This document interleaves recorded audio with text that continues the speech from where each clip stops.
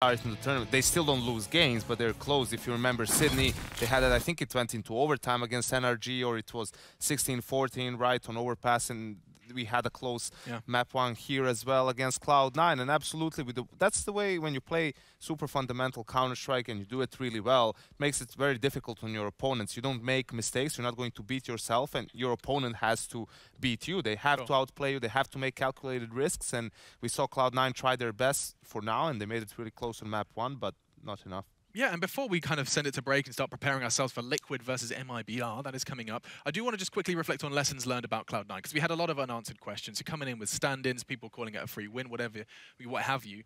But we have seen them put up some resistance versus one of the top dogs in this tournament. So my question to you then, James, is what do you feel you've learned? I mean, I think they're bearing in mind how long they've had that particular fight for. You have to expect the worst. It's just normal to do it. But they seem to have a stable enough base to put up a fight against one of the strongest teams in this tournament, and that bodes well for them moving forward into the remainder of their matches here. So in that sense, I'd say they are further ahead than you might expect. But how? I mean, we've only seen 2 maps from them really. So how many maps are we going to see from them where they can perform this week? That is a question that's still yet to be answered.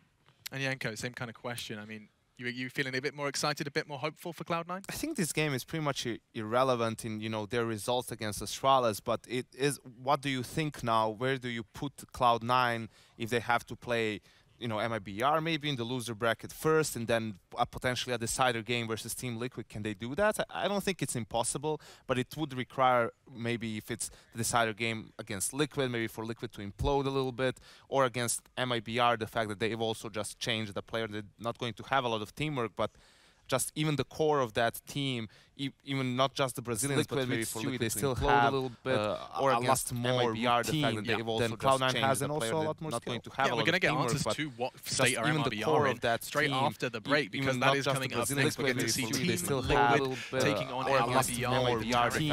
That is all coming up after the break. We're going to go ahead and leave it there, but we'll be right back after our break to see exactly what Team Liquid and MiBR are up to here in Atlanta.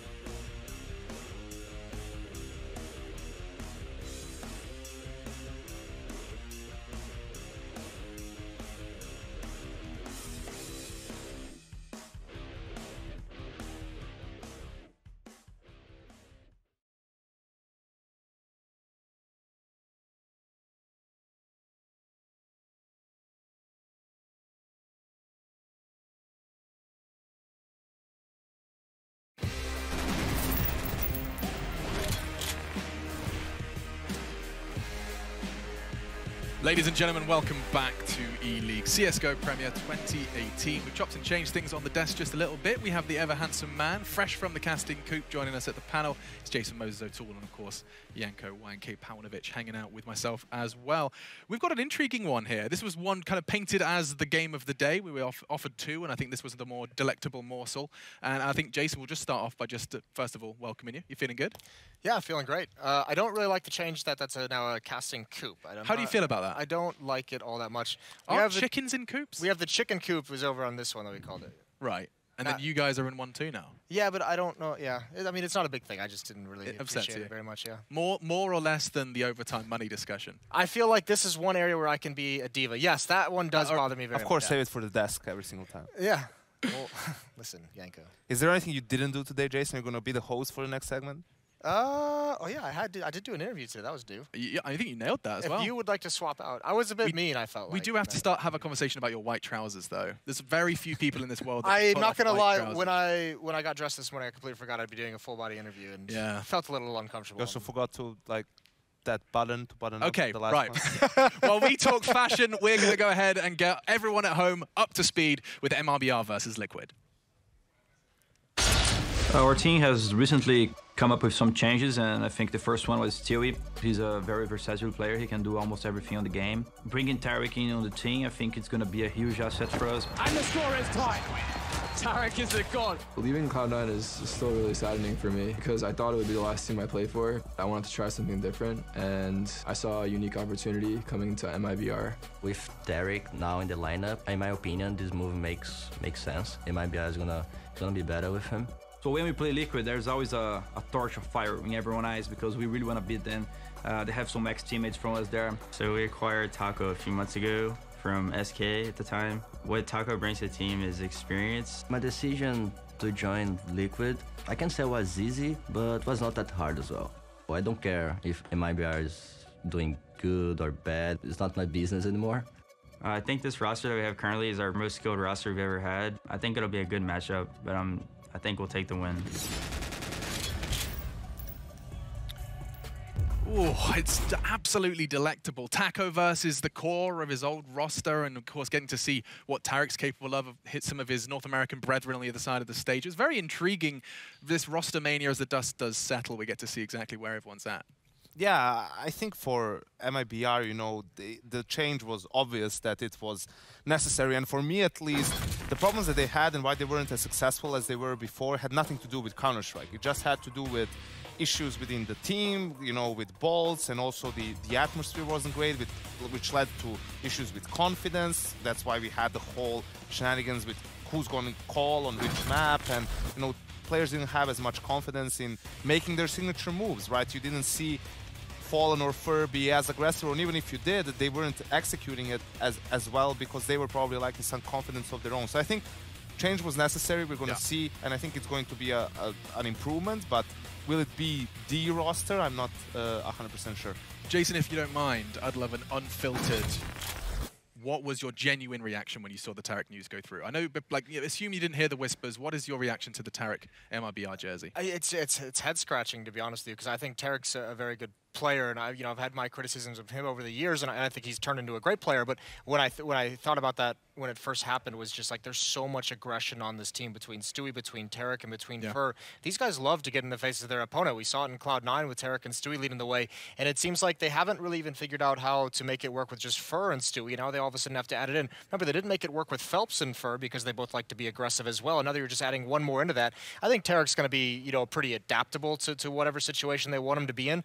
But I think the problem is, how long is it going to take for them to figure out exactly how all these pieces are going to fit together? Because we don't even see Stewie. Like, you think Stewie and you think the guy who wants to come through with smoke, obviously, is like his trademark early on. Naturally, he's going to phase out of that, but we haven't even seen him doing any of that. We haven't even seen any of his crazy entries like we used to see in Cloud9. I mean, that is certainly something to keep our eyes on, is just where does the backbone come from? Where does the Taco, perfect segue, you know, the Taco of old MiBR, XSK, who picks up the pieces there? That was my other issue with this change, and even the Stewie part, just because remember when this Brazilian lineup came together as Luminosity, and even in SK, was they were the team who kind of defied being that firepower team. They were like, we're gonna get the right player, not the best player. And then all through these kind of roster change rumors, you heard them kind of chasing after all these different best players from different teams, and they've gone away from what made them a top team and top players and a top core in the first place. So now they have to figure it out in a completely different way than they're used to. Yeah, and we're going to have a lot of fun here as well, because to break it down, we have Weatherman Yanko going to break down some map tactics for us, and it is time to go ahead and take a little look at that. They're brought to you by the US Air Force. Let's take a little look at that. Yeah, I think I picked out an Inferno game here for MiBR because I think we're definitely going to see it in this matchup. And something that's important, why, you know, when they were SK, they had a lot of problems on Inferno. It was their CT side towards B. They couldn't make it happen. Fallen and Fur were holding there. And this is a round where, you know, it's a full gun round. You can see that Fallen has an AWP. They have good amount of nades.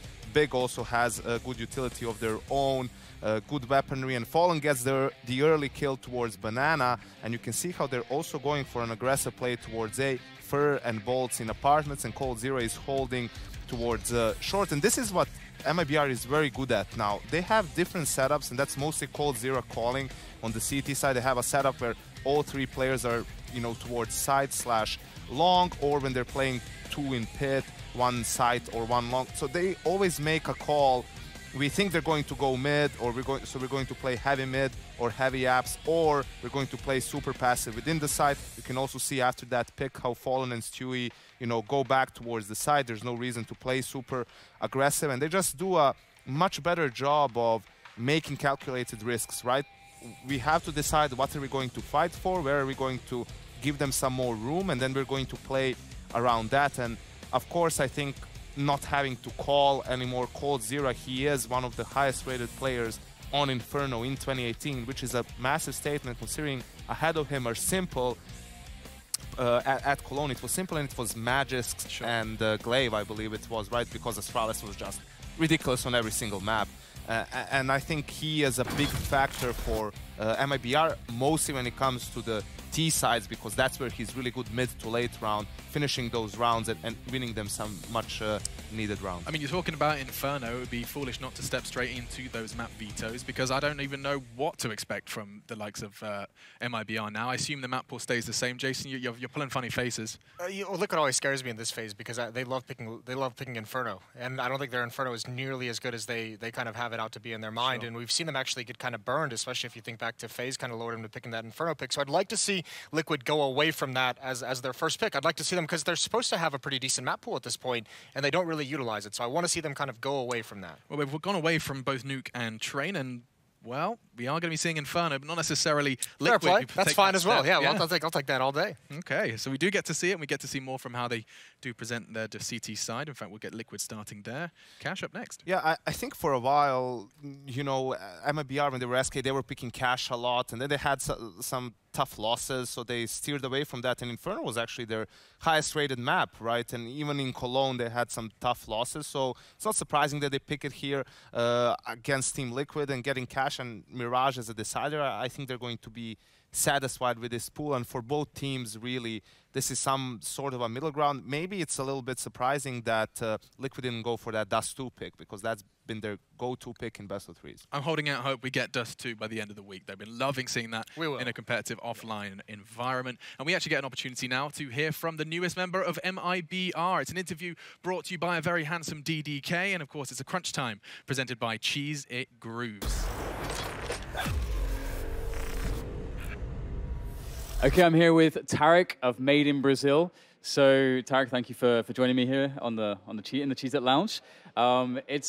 It's pretty crazy, all the roster changes in Counter-Strike recently, and I think a lot of people are quite shocked to see, you know, Stewie go to MiBR, and now you're joining one of your ex-teammates. So first of all, like, what are your thoughts on being able to play with Stewie on a team of Brazilian legends? Yeah, I mean, I'll definitely say that it's very unexpected. I can't say that I ever predicted that I would end up on this team. It's a very unique opportunity for them to go into becoming an international roster and going full English. It's honestly awesome, because, you know, playing with these guys is a pretty big deal for me, and I want to make sure I make them proud. So, I mean, one thing about this team is that despite an incredible amount of history and experience and so many trophies. And just, I mean, the quality of the lineup is incredible. It's been a period of the biggest struggles as well for this core, this Brazilian core. So, like, how do you, like what do you make of that?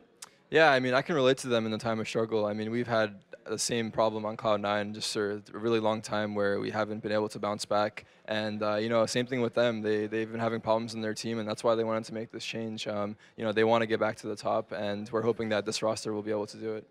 So in that sense, you know, what are you bringing? You know, what does Tarek bring that's going to help, you know, usher in a new age of dominance? Yeah, I think I'm a versatile player. I think I can do a lot of things. I think I'm a positive guy. I think I'm outspoken. I can give my opinion. I can speak when I think something is going wrong. I know how to talk to my teammates in the right way and how to give them proper criticism. So I think there's a lot I can contribute, and it's going to be a process, but I think that over time we're going to definitely make it happen.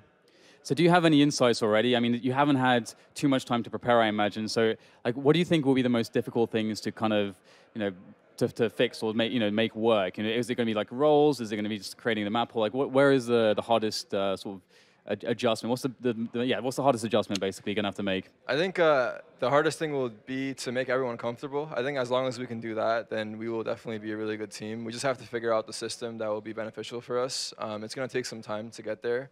We've only had like 1 week of practice coming into this event, but I still think we're all very confident and we know that we can do it. So we just have to make sure we work together and fight hard. Awesome. I'm definitely looking forward to seeing it. So you're going to be up against Team Liquid, and obviously, you know, Attacker managed to fit in very well with that team, and that's, I mean, everyone I think was very happy with that. I think, you know, hit a lot of fans, you know, leaving SK at the time, you know, there was some worry that, you know, that might not have been a good move, but, you know, for him it worked out very well, and Liquid are, at the moment, an incredibly strong team in North America. What do you think is one of the edges that you can bring when you're playing against Team Liquid in this early stage when you haven't had much time to prepare? It must be a daunting task, but, you know, what are the positives for you? I think it's going to be really hard for sure. They're a really good team. I think we're going to have to rely on our individual skill a bit. We're going to have to put that to work. I mean, definitely going to try to do our best. And, you know, there's a small rivalry right there with, you know, Taco playing with these guys before. So I'm sure both teams are going to fight really hard. I'm just hoping that, you know, we can put up a good fight and put up a good match. Awesome. Well, thank you very much for sitting down with me, Tarek. Now back to Alex on the desk. Thanks, Tarek. We learned absolutely nothing there, and that was the least fulfilling interview I've heard in a long time. Well, we're going to play our game. Shout out to DDK. Try and stay confident. No, I mean, he gave it his best shot. I mean, some players, they like to focus on the game. Listen, Alex, I'm going to need you to rip on DDK's pants for me. Well, I think they've been ripped plenty. Yes, there we are. Thank you very much. I'm here all week. I actually am. Spike. Yeah, no, I think generally nothing really to be learned there. Tarek says they're going to need time, as does every roster change. So I guess, I mean, any big takeaways there, Yanko? No, not really. I mean, it's just the standard. I think the system one is interesting because I at least feel that for this team to work, focus has to be on Fallen and Fur to do their thing, and Cold Zero, you know, you already know what he's going to do. That's not going to change, Sure. but it is whether the Stewie and Tarek can fit into that. Like, sure, people will say we'll do anything it takes to win and all of that stuff, but can you do it like really well, right? I think that's going to be a problem potentially, and if you're going to switch around the whole system, well, then that's going to be a problem because it's not only 2 players that need to adjust. Now it's basically all 5, and you don't know if the Brazilian core can be really good at some other style of play, and in my opinion, they don't even need to go to a different system because what they had made them the best team in the world, you know, for a full year almost, and always made them a dangerous team. You backing that up with a prediction? For this game, no, I actually am going with Team Liquid here because I think it's, they have a lot of skill on the team, MiBR, but they don't have nearly enough coordination. I think for Team Liquid, Cologne was, you know, weird. They didn't practice for a week coming into that event, so I think it's going to be much better here, even without Zeus. Jason, I'm afraid it's a yes or no at this point. You know, weird. how it feels. They didn't practice for a week. I'm gonna take Team Liquid.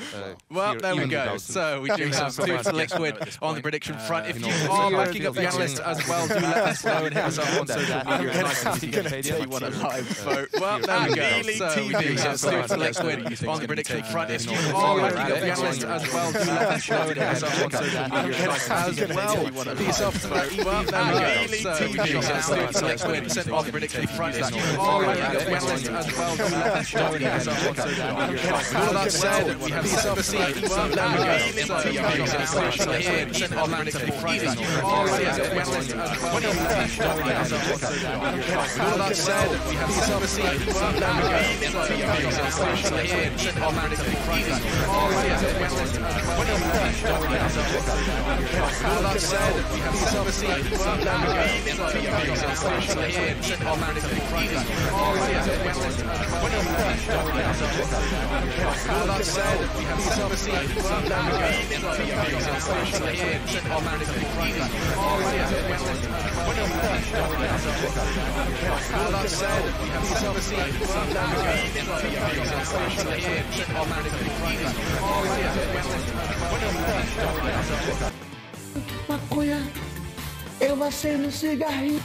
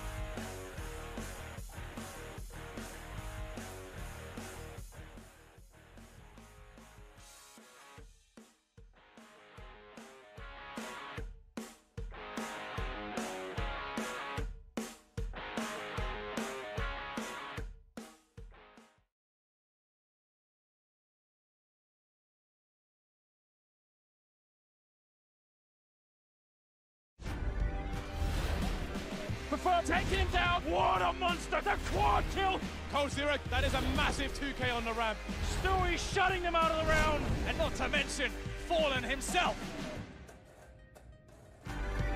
Welcome back, ladies and gents, to the Boost Mobile casting coup. What do you think about that, James? It's a bit of a mouthful. I'm not a chicken. This is not a battery farm. I'm not a coop man. This is like it's a platform, it's a desk. Tell me about chickens. It's a few other things, but it's not a coupe, it's not a three-door car. You've been learning about chicken facts, right? What? You've been learning chicken facts. Chicken facts? Yeah. What are you talking about? You told me the other day the amount of like chickens that are consumed by America in a year or something. Oh yeah, I can't remember now. Oh, okay. Never so, okay. You ask me to remember things, So that's not a good start. So I just killed everything. That's great. Yeah, let's just move on from the chickens. It is Liquid versus MiBR coming up very shortly indeed. Inferno will be the first map. And this is the results at home. So the people are with me. I'm the only person from here who picked MiBR. Everybody else picked Liquid. I'm the people's champion, Dan. But we knew this already. Well, you're also crazy, and you're not really going on very many facts, are you here? MiBR. Well, okay. So I'll throw you a bone. Look, the man, interesting thing about this matchup is that MiBR, they have had no time to prepare, and so that obviously removes a lot of pressure, firstly, and then secondly, Tarek's joining, there's going to be a lot of camaraderie between Tarek and Stu, which is fantastic. And I think that this team is just going to go for the most explosive approach. Much like Tarek said in the interview, they're just going to try to leverage the raw skill. And so that's going to create variance for Team Liquid. See, the thing is, we're looking at it as the Brazilians and Stewie and Tarek, but really they've exchanged one player here. So I don't really feel like they're going to be at as big a handicap as Cloud9, for example. I reckon we're going to see, they've got a lot of explosive players on their team. Tarek most certainly adds to that. I feel like they're going to be going FPL mode in this game. Yeah, and I think that if they get off to a good start with the kind of explosive style, I think that's going to be hard for Liquid to deal with, which is why I picked MiBR, because I think stylistically, with the players they have, even though you might have them as an underdog versus a storied, solid team, disciplined team of Team Liquid, I think stylistically that they could take this over the line. And of course, one thing that we have to remember as well is that Zeus is not in the building, he's not present, and he is usually behind the team. He is the man, and he's not behind them physically, but he will be sending out the tweets there to support them. And they've had some time to prepare with this knowledge in mind that he will not be there. And you can see here, Zeus, he loves his lads, and he's proud of them. He's proud of all that they have achieved, and I think this is going to be really interesting to see what they're going to be able to accomplish without him sort of being the drill instructor right there behind him. What's cool is a few months ago I actually visited the Team Liquid HQ, which is not far from our office in Santa Monica, and where they play their matches from, when they're like their online matches, they have a room. And there's a monitor above every player's station, which Zeus can control. So, for example, if they are in the middle of a match and he wants to show somebody something on like a mini-map or throw the smoke or something, he has the ability to do that while they're playing matches and so on, just to give you an idea of the level of control he can have over the team. It's pretty epic. Obviously, they're here in ELEAGUE Studios, but he will be an important person who is missed. Joker Steve will be picking up the slack in his position, and hopefully we will see Zeus back soon. But again, this is a very, I think Team Liquid have always been a disciplined team for the longest time, and I expect that they will still be able to deliver. Yeah, I think, I would say that Team Liquid to me have been sort of the Astralis in some senses of North American region, just because, as you say, they really put so much emphasis on playing as, like, looking at the fundamental Counter-Strike, they want to play that as well as they possibly can, have as little leaks as possible, have the most discipline and so on. And that's something that they are really, really good at. And honestly, I love that Taco came into the team, and he's been doing so well with them. We are about to get into the match now. It looks like Team Liquid will be starting on the CT side. Nitro has picked up dual Berettas, which is very interesting. It's something you very, very rarely see. I think we saw them once in the last week at the minors, but here we go. Nitro with dual Berettas, ELEAGUE with a CZ. Now, the CZ can be quite useful if you are expecting a rush in a position, for example, the balcony area or obviously the B bomb site. Especially if you have a smoke, you can put a smoke down, use it to fill up the choke point, and then body block through the other side of the smoke, which gives you, in theory, some cheap kills. Yeah, I like that we see two smokes here from the CTs. An Inferno pistol round is actually, perhaps for the CT side, is one of the hardest, I think, to really do well on. I mean, it's very difficult because you don't want the Glocks to sort of just rush on top of you on a bomb site and close the distance. And in the proximities of these close choke points, the Glocks are really scary.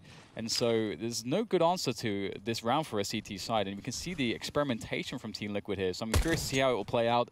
And we're about to see that. MiBR looking to push in towards the A side of the map. Actually, it's unclear whether or not they'll try a quick double back here down through Banana. That is still an option that is available to them. Perhaps they are waiting to see how well this arch push goes, and no one's down just yet, just flashing into the A bomb site. This is looking like quite a nice approach, but no one from Team Liquid is dead just yet, holding down some key positions to try to make it work. Nitro moved into the apartments, moves back out, gets a kill, and is ultimately traded. 3 versus 4 retake. Nafly gets a very important frag, but his teammate is lost soon afterwards. That's another massive frag from him. 2 versus 2 now. There is not a kit on these two players, but these frags are coming in thick and fast. Naf delivering. That's 3 kills for him so far, but now he's being taken out. Twist to deliver the last one if he can. Tarek's got very limited space to move with, and Team Liquid are very vocal about that final kill. That's the kind of start you want on the CT side. Yeah, beautiful response from Naf to get the much-needed kills to really make that difficult for MiBR. And I think Liquid, I don't know if they have any sort of knowledge as to some of the tendencies that MiBR might sort of lean towards. Obviously, it's very difficult because considering that they've got Tarek in there now and they're going to be playing very loose. But I do think they're so cool that they managed to hold on to some of those key positions just to hold presence in pit, for example, behind the smoke, making it so that MiBR could not take that position. And they didn't want to push close into it, and so they were happy to stay on the site. And eventually, of course, the pit player died, but he bought enough time for his teammates to come in. We have a surprise buy here from MiBR. Normally, when you plant the bomb in round number 1, you will eco and then pull out the AKs in round number 3. But MiBR don't even want to go that far. They're bringing out the big guns immediately. Fallen with a scout. Fur with the UMP, the rest on pistols. They have a lot of utility, though, and I think that's going to be very important in getting close quarters with these weapons. This is not what you expect from a team that is going to play loose. This is a response from a team that has specific drills for rounds such as this. So this is very curious that MiBR are going for it, and it's definitely an exciting prospect, and this will absolutely surprise Team Liquid. This is a gamble, but as you can see, I don't think MiBR have fired a shot yet, which means that Team Liquid still have no idea what to expect. They're probably expecting an eco rush. If you look at the way Nafly and ELEAGUE are set up in the B bomb site, they're probably expecting eventually MiBR, who aren't afraid to take a slow round, will try to burst with Glocks, maybe P250s. And now we see MiBR starting to deploy some utility. There was a smoke towards Arch. Now there's a smoke towards B. But Team Liquid haven't really seen much of MiBR. They don't really know what's going on, but Nitro has Gamble rotated towards the B bomb site. Yeah, and there's more to say about this fight from MiBR, but let's see if the push actually works. So first kill coming in from Stewie, but the setup here from Liquid is looking phenomenal. They are only dropping 2 players. Naf still at the back of the bomb site with more grenades to come, and that should help him hold this off. Ooh, he misses the first couple of shots, and that is a horrible miss, as Cole will take full advantage. Another one from Cole. He's looking for the 4K here. That Deagle's still out. He knows that he has to hit the headshot. That's the only way that he wins this one. Looks for the player, knows there's no time to plant, and Twist will get it done. But the amount of damage done from MiBR was significant. Fallen, I think he had the bomb and was going towards Banana. Yeah, he's got the bomb here, as you can see, and he starts to run away.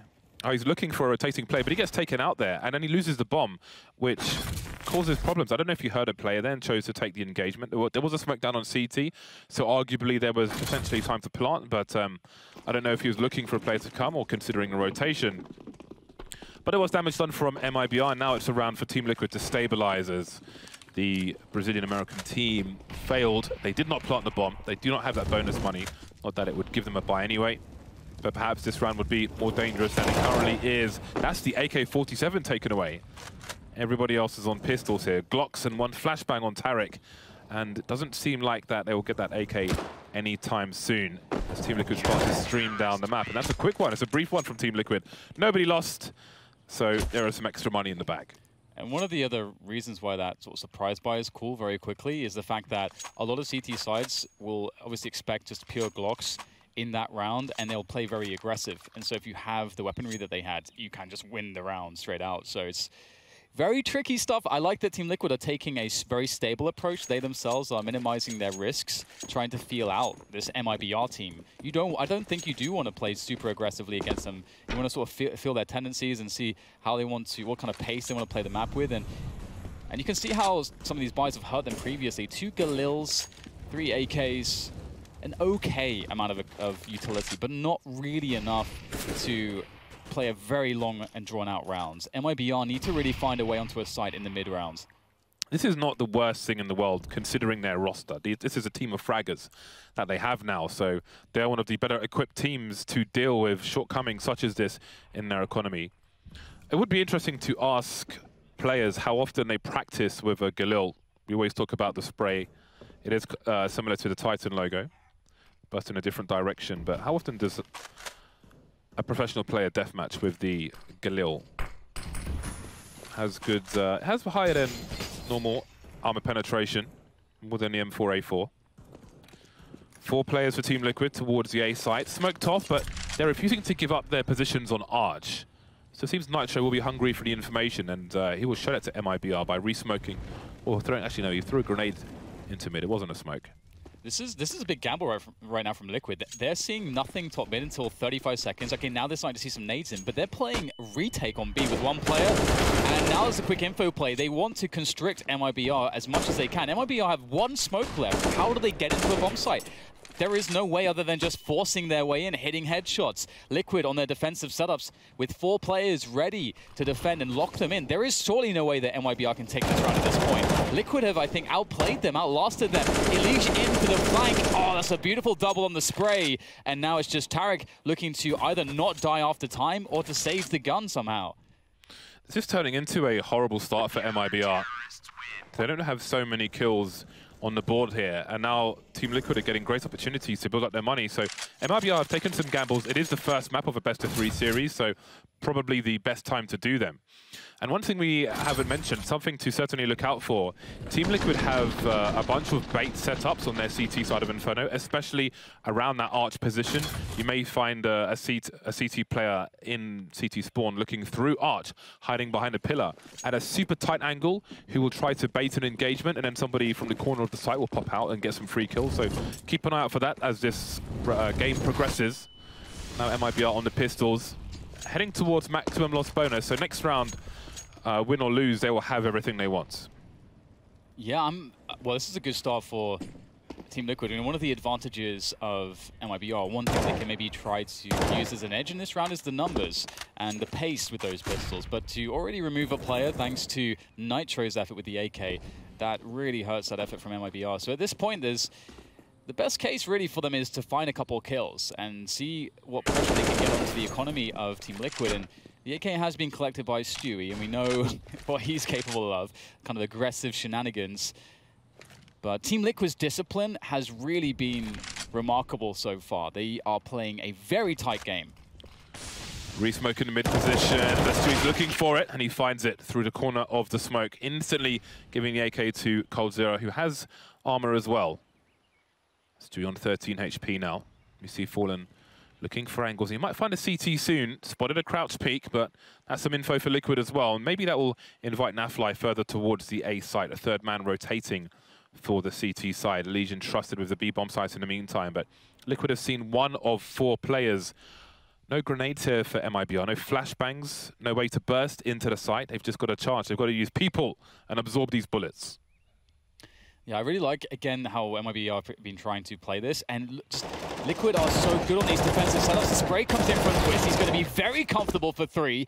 10 seconds now for Fallen to get the damage. He can finish off Twist. It's an easy one for him. And there is actually a chance for a plant hit. Fallen looking to try to clutch this, but I don't know if he has time to draw the gun. And indeed, Naf knows it, keeps the USP out and does the damage. But the bomb was planted, and 3 kills were collected there by MiBR, and that's a pretty good result. But again, Liquid, they are really forcing MiBR into these spots where MiBR must play set pieces onto bomb sites to beat their setups. Well, finally, MiBR will have a max buy. And that, I think the focus of that round was the 3 kills, not so much the bomb plant, because they're at max loss bonus anyway, but perhaps that money will come into play later on. In fact, it will help them get a really nice buy here, although Tarek still has a Galil, so maybe he bought too much. I don't know how that's possible at this point. I think he bought the AK for the team last round. Okay, so they went for the economic damage, and that's good awareness, because they realize that the CT money can quickly get out of control with the gambles that they've taken and failed on. So that's a really cool buy. I didn't even notice that. Yes, they also had Fur, I think. If Liquid played a different style, he could have also picked up the AK. So yeah, I like some of the tricks that we're seeing from MiBR, and with the skill of the players that they have, any one of these guys can go off and create an incredible moment to bring the team into the fray and cause problems for Liquid. But Liquid, again, they're really focusing right now on playing a safe style. The risks that they are taking, again, are sort of a safe risk where it's like, okay, the risk is to stack towards the A site, but we're playing retake on B, so we're not going to risk that B player. And so they're making sure that MiBR have to really go very deep to get a bomb site, and that's where things get tricky. The denial of information top mid isn't really working out right now. There were smokes down on Arch, and you see Taco is just still here. And this is not the first time we've seen this, so MiBR are coming back, but they may soon be seen. Does Taco go for a re-peek? Twist starting to move back towards the A site from the short position, so it seems they are expectant, but how many frags can Taco really get from this position? Starting to peek, and it only takes Fallen 1 shot. That was a pretty remarkable shot. I mean, Taco was even trying to avoid that with the way he was dodging around the corner, but still goes down and now it's up to Twist. He's going to get encircled by all of these MiBR players, so off of the back of that contact play from Fallen, where he instantly takes down Taco at Arch, that was very much needed. Just not having any warning that the push was coming in via that contact play was exactly the way to counter how Liquid are playing this round.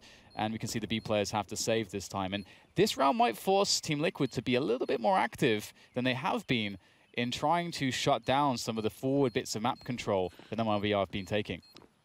I was wondering what the idea was there for Team Liquid in the arch position, because I felt like Taco may have been in no man's land.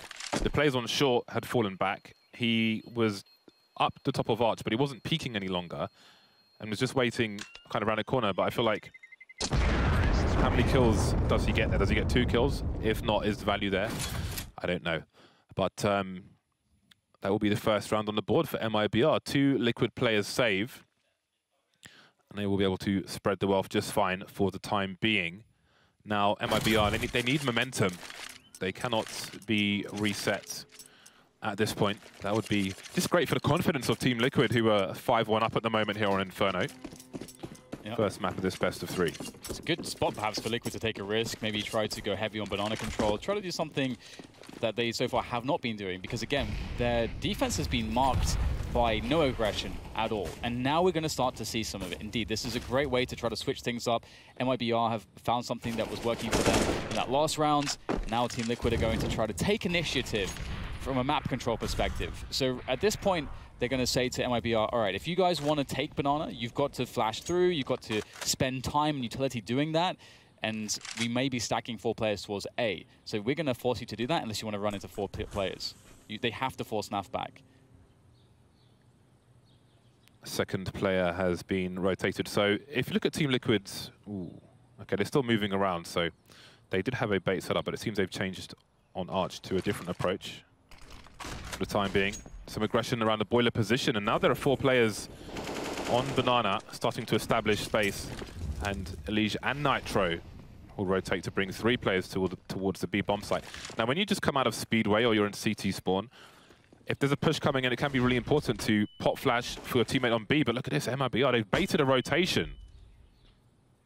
40 seconds on the clock, and 4 of their 5 players are at the top of A.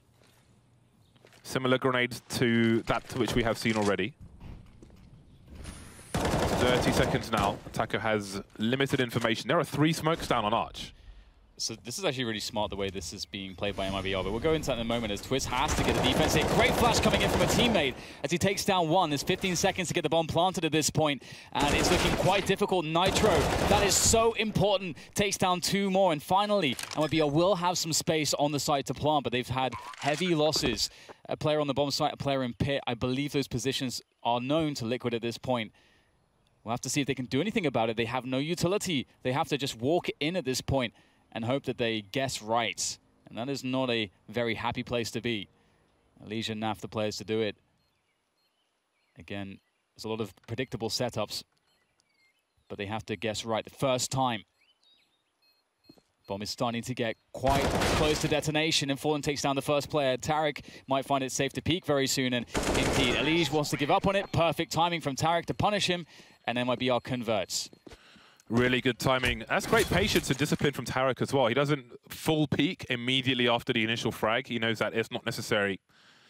Some people may get too excited in that position, but again, these players will all be familiar with each other from all the pro circuit pugs and so on. It was, so there will be some synergy there already. Sorry to interrupt you, James. It was one thing I think that was really cool there is MiBR abused the nature of Inferno, because by playing an incredibly slow round, they forced Liquid to gamble towards one bomb site or the other. And Liquid decided that it would be B, and there was no way to confirm that information for them. They just had to hope that they would be right. MiBR now trying to capitalize on the damage they've done to Liquid's money. Round becoming less and less dangerous as less Liquid players remain. The bomb's in a very safe position. They're quite content, but the bomb is rotating towards B. So, MiBR, they've broken the money. And again, that 1 AK buy that you pointed out, Dan, was crucial in putting Liquid in this situation. Again, I think it was 3 frags they got. Level of team, the top flight CS versus some of the lower levels, because you're going to get these rounds where they always understand that every single round there's an opportunity to keep pressure on the opponent's economy. And it's a very fine line, because you do not want to hurt your economy to the degree that you can't have a proper buy round and really execute strong strategies. So instead, you have to work with very little. But these professionals, in their individual level is so good, and their tactics are so strong that they're able to always keep that pressure on. And you never will feel too comfortable when you're playing against them. And MiBR have done a really good job so far in, I think, the way that they understand Inferno. We're seeing a very slow pace, and then that is for a specific reason. Do not underestimate MiBR. It is hard to underestimate them, isn't it, James? You got Fur, Fallen, Cold, Stewie, Tarek. Yeah, I know, and I feel like they can mesh together. I think it's going to be very interesting to watch their journey. There's too much skill to write them off, definitely speaking. A big question will be roles, but we will see. Roles and happiness, because you can have success, but if you're not getting all the frags, then who knows? Can be trouble in paradise. No paradise for Taco at the moment, currently 1-4-7. Ouch. So he's not having a great time of things. And the CT setup keeps changing around the A site. Now they've got Taco and Twist around that short position, although Twist will go back and forth, keeping an eye on the balcony. All rifles here for Team Liquid, no snipers in this round. They lie in wait for MiBR top mid. Twist, that's a perfect flash, almost saved Tarek, and Twist will get both. There's no punish for Twist, the triple comes in, and it's Fallen and Stewie to try to save this, but maybe too much damage has been done. However, as you just mentioned, though, it's hard to ever count out these players, although rotation is beginning to come in, and Stewie's going to have to worry about a backstab very soon. He's trying to do that. The smoke on Moto will help him out in that sense, give him some cover, but getting tagged there from the pit position. Twist looking for that ace almost. Fallen is the only one that remains. Oh, there it comes. Nitro will find him, and there's no escape. So a quick balcony burst to really switch up the pace from MiBR, but Team Liquid are actually ready for that switch up of pace. Yeah, that was pretty cool, because it's not very often you'll see those plays on a buy round completely blind, but there's distraction for Twist to clean up after being able to see again. So the execute works well, but Twist has such a weird angle. You could see MiBR looking for him in all the usual spots. So if you play that round out 4 or 5 times, I think MiBR will often get a lot further than they did, just because they couldn't find Twist literally underneath one of the players there. 4 players for Liquid start towards B bomb side. They are very expectant, but look at MiBR. They're going back for what looks like the exact same play, more or less, as before. Fallen deploying the grenades, and there is the balcony burst immediately from MiBR. So these are 2 very unexpected rounds, and this time they've got position at the very least. Yeah, this is actually the worst case scenario for Team Liquid. And this is a great abuse of timing once again. And the bomb will go down in this 5v4, and this is, of course, a site that is much harder to retake, or can be much harder to retake when the Ts are all set up like this. They've got grenades, they've had time to get into position. It's very, very difficult when that is the case, and you can see that Team Liquid will just save. And this is awesome to see from MiBR, to understand that a burst there would be good. Because let's not forget, one thing about Team Liquid, if you've been really paying attention to their CT side so far, Team Liquid's opening on every single round has been different. It's very difficult to predict what they are actually doing. And so MiBR needed to be a bit fortunate there, and if the balcony burst, let's say there was 2 or 3 players on the quad side, they would just have to try to frag out there and just say, you know what, the risk is not always going to pay off, but that round when Team Liquid decides to go really hard on Banana, like 3 players pressure, that timing is going to be devastating. I remember there was this poker player who was a banker, and he used to play, like, bring millions of dollars to the table and play against Phil Ivey and those kind of guys. And he had this watch designed that would give him a very small electric shock at random timings, and that's when he would choose to play his hand, so he had no tell. And I feel like that's partly what Liquid are doing here. They're changing their identity every round, so MiBR it's harder to counter-strat them. But MiBR are one of the great teams to watch in terms of mind games in general, like playing that balcony burst strat with pretty fast timing as well, and then doing the exact same thing the next round, because that's the last thing you'll expect, and that gives them another round on the board. Liquid, though, they did save with most of their players, and they're definitely in for a fight in this one, MiBR. 4 players now for Team Liquid around the A site, and again, it's a completely different configuration. We've got Taco in the corner, ELEAGUE able to support him, so we've got some kind of bait set up over there. Naf in the pit now, who's been... well, Nitro was on Arch, and now he's towards the B-bomb site, so this is all change here for Team Liquid. Scully position for Taco should be effective if a flash comes in at the right timing, but sometimes that can be difficult. And again, MiBR playing really slow rounds is quite... If you do it properly on this map, it does force the CTs to guess. And that it's just a horrible situation. And we're going to see Nitro. They're going to try to push him back. 35 seconds left, and they've left one player top mid. So they are pretty committed here to this B bomb side. There's no time to really go back. So Fer is going to try to cut off rotation and provide some lurking and make sure that these B players do not have support. Nitro blind, gets a kill anyway. He has a liege there. Liquid not committing to the rotation just yet, but there are players on the site. Liege down low now, and we see Taco start to rotate. Fer is still at the top of mid, and he will hear this rotation. Probably going to flank these C2, so we'll keep an eye out for that on the radar. All the Liquid players alive. Fer still not moving, and he needs to get his skates on because it is a 5 versus 3 on the B bomb site. Now you can see him on the radar start to move behind these players, but Nafly's looking for it. Yeah, it would be incredible if Nap would be able to stop that, but it looks like they've given up on that. Maybe assuming that he's gone towards Banana.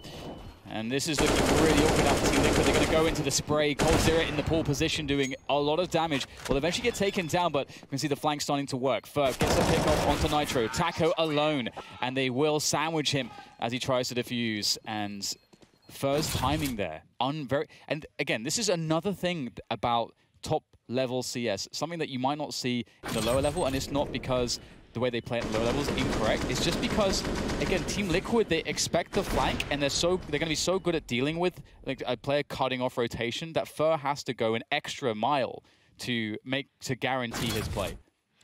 The SK squad, if you will, or should I say just the Brazilian contingent, are so good, be it retakes or otherwise, at having particular plays in particular positions, understand the later timing while the rest of their teammate put in work. They're very good with that. Mirage retakes on A, going through the crawl space is a good example. Liquid now back on the pistols. MiBR have won 5 of the last 6 rounds.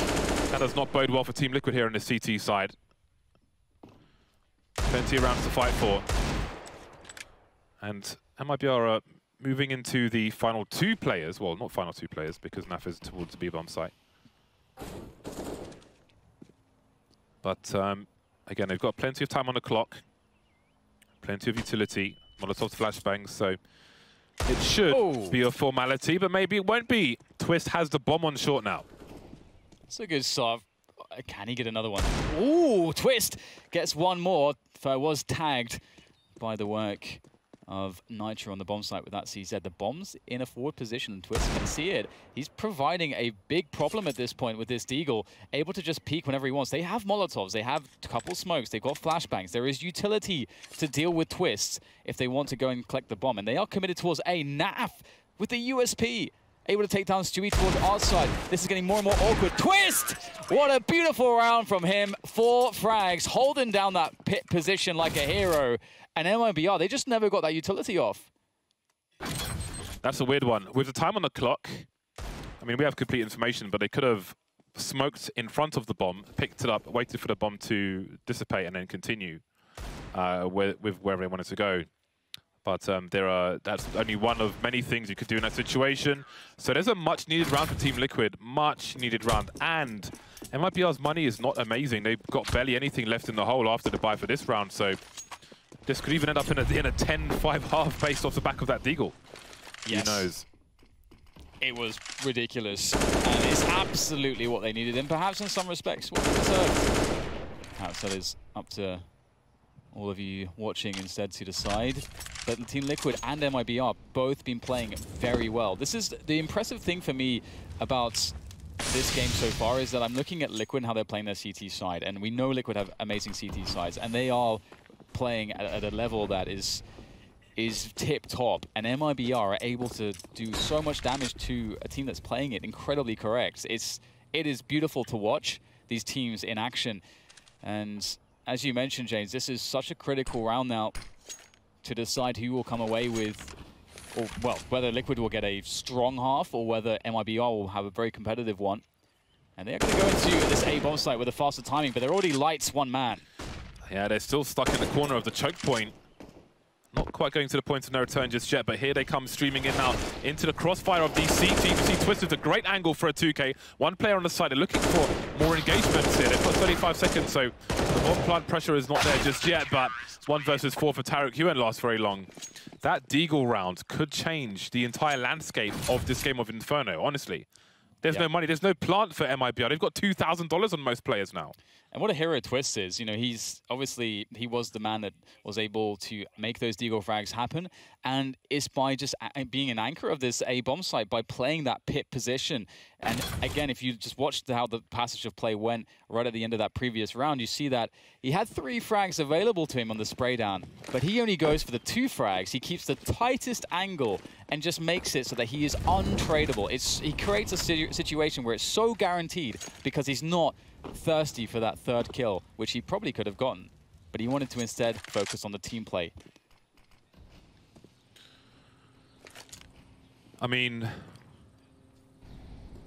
it might be a bit too early to say it, but like, that could send him in a direction of winning this map. Compared to the momentum MiBR are having, of course, like if they go 10-5 and win the pistol, then that is the round. MiBR, speaking of pistols, they have nothing other than, at this point, how the mighty have fallen. Yep, again, both teams have been playing really well. So this is, like, whatever happens, this is a joy to watch. I don't think, as you mentioned, you can never really count MiBR out, but it is cool to see, you know, Liquid sort of hitting their groove. And I think both teams have had that fortunate moment where they were right on a gamble, or had just a fortunate series of engagements. But it will be a play into the B bomb site. There's not too much here for MiBR. No armor, no grenades, just some deagles and blocks. Not the ideal weapons to take the bomb site, but they'll actually manage to get a kill and a bomb plant. Fallen will not be able to escape, and the bomb will be defused. But again, killing a bomb plant, that's actually a pretty damn good result, all things considered, and leading into the last round, it will be helpful. That is a much needed bomb plant. It's a lot more than helpful. It's necessary. He's got some serious Elvis hair going on. Yeah. I don't know what this is, though. Well then, Monsieur Twist with a change in fortune for Team Liquid, who now go double sniper rifle for the last round of the first half. Fallen is AWP and Naked for round number 15. See what he's able to do. Well, this has been a slower run from MiBR. I mean, they're so capable with all their players of getting picked at this point. Oh, Taco, savage, no respect, but he falls to the flames. Liquid have control of the banana position for the time being, so it's not so easy for MiBR to try to capitalize off this quickly. Twist having a look now. Maybe he'll hold the off angle. Learn this angle in apartments. It's a good one, where you can hold short and a push in out of apartments at the same time. But you are susceptible to flashbangs, so got to be careful. I do really like how Liquid's use the double AWPs as a mix-up, as opposed to some teams that use it as a standard. And one of the reasons that is very strong is because you generally don't want to go in towards the AWP if you can avoid it. And if you know it's in one location, it kind of changes how you're going to react to the other areas of the map. And to then suddenly just bring it out in 2 spots can be the difference between a free kill or not a free kill for the CTs. So I like that dynamic that Liquid have in their play. They are trying to play the most unsolvable CT side, which is awesome. It's very difficult to do, but a must against the likes of MiBR. And this 4v4, once again, we see the Brazilian core and 2x Cloud9 players looking to run the clock down, and they're going to explode onto Arch, and it might be a success. That's a good first open.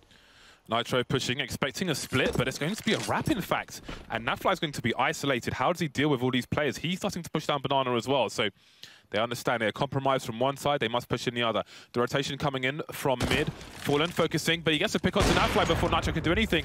And that's such an important frag, because look at the time on the clock. Who knows if he picks off a bomb carrier. If Fallen doesn't take him out, that leaves it in a 2 versus 3. MiBR know where they're coming from. There's a pre-fire, and Stewie will finish things off. So 9-6 will be the score at the end of the first half. And now it will be MiBR's turn to defend. It's actually so incredible that Nitro at the end there, when he was trying to backstab Fallen, he was trying to shoot his CZ to distract Fallen for when Naf peeked on Banana. And it was just too slow. It was very close. And as you mentioned, James, that could have been the difference, like half a second. And this is a really close one. It's so hard to know what to expect from MiBR. That was a pretty... I actually thought their T side was pretty damn good. They had a lot of depth to it, and the sort of fundamentals that underlying that, like some of the shenanigans they were running was really good. Like I liked how they played it very, very slow.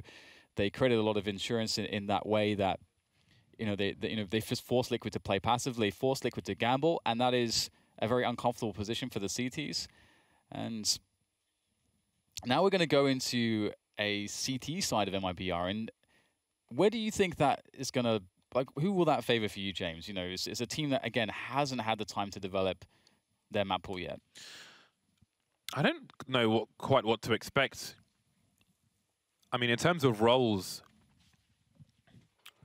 are people going to be happy on CT sides? And I think that will vary on map, where you have less freedom to do an aggression on certain maps might be more depressing than others. So I think that Liquid are in a good spot to capitalize on their round advantage if they're able to win the pistol. Yeah, it's going to be curious. I think we might see some aggressive plays from Fallen if they deem it necessary in MiBR. I mean, they are an active team.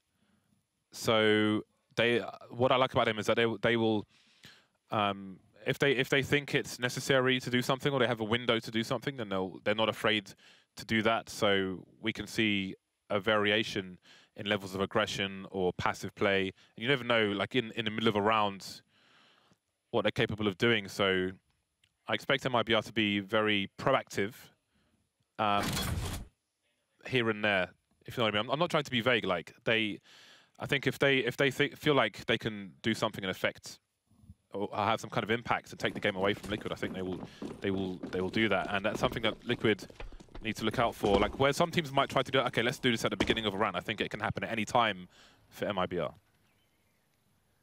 All starts with that solid pistol, and again, it's very difficult on the CT side. You want to pick off a player before they arrive onto a bomb site, but it's very risky to do that. And so sometimes you see teams try to do it, and then they can just lose the round because two people get headshot at the start, and then they can't defend, or you see them play too passively, and then the Glocks have free reign and get to burst on you in very awkward positions. There's not a great solution on the CT side of Inferno on the pistol, and they are Team Liquid are going to assault the B bomb side. They've picked this perfectly. Fallen is alone. He's playing in front of the smoke. He gets two somehow. That is incredible. That's a lot more than you could ask for in that situation, and he makes it much easier for MiBR. Fur is on a slow flank. There's another one for Tariq. Problems here for Team Liquid now. 2 versus 4 with Glocks. Fur still on a super slow flank, the bottom of Banana, so the crossfire isn't there just yet. And with ELEAGUE focusing on CT, Twist is trying to do multiple jobs at the moment. This is not going to be easy for them. coldzera in the red, letting his teammates catch up and do some more. But there is a almost inevitable round here for MiBR. They win the pistol, so we're probably looking at a 9-9 scoreline. The bomb is planted for Liquid. I don't think they'll be going for that surprise force buy in the next round. So MiBR have a chance to equal the score now. And that was, obviously MiBR got fortunate with Tariq's pick-off, but Fallen's push here is just the recognition that he's thinking, okay, we stacked the A side of the map. We're going to be in a horrible spot that's so disadvantaged that my team is probably going to lose the round unless I get some kills. So he has to take the risk.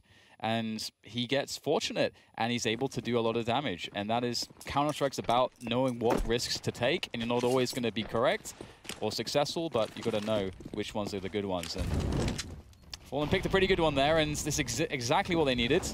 And they're already starting things off by taking Banana away. And I love teams that are very active around Banana. Liquid with the pistols. A deagle here, a deagle there. Not the force buy we saw from MiBR.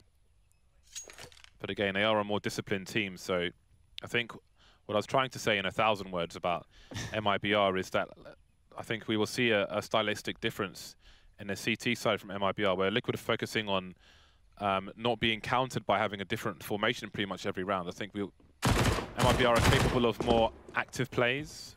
They won't necessarily have so much disciplined structure. Yeah, they may take more liberties. Yeah, they need to mid-round, don't they? They need to get an early pick off, and they need to make it really uncomfortable. They can't allow Liquid to just run drills. Alicia's 2 deeds. He's a beast. And now there are big problems. What is going on in this round? 3K for Eliage. He's got an M4 now. The StarCraft aim stealing around from MiBR.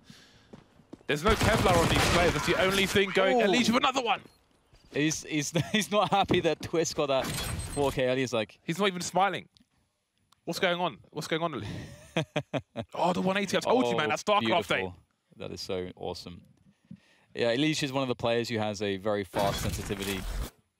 And I think that's, you know, something that is always good to sort of recognize, because there's a lot of people that sort of think by default that to have good aim you have to have a slow sensitivity. It's just not true.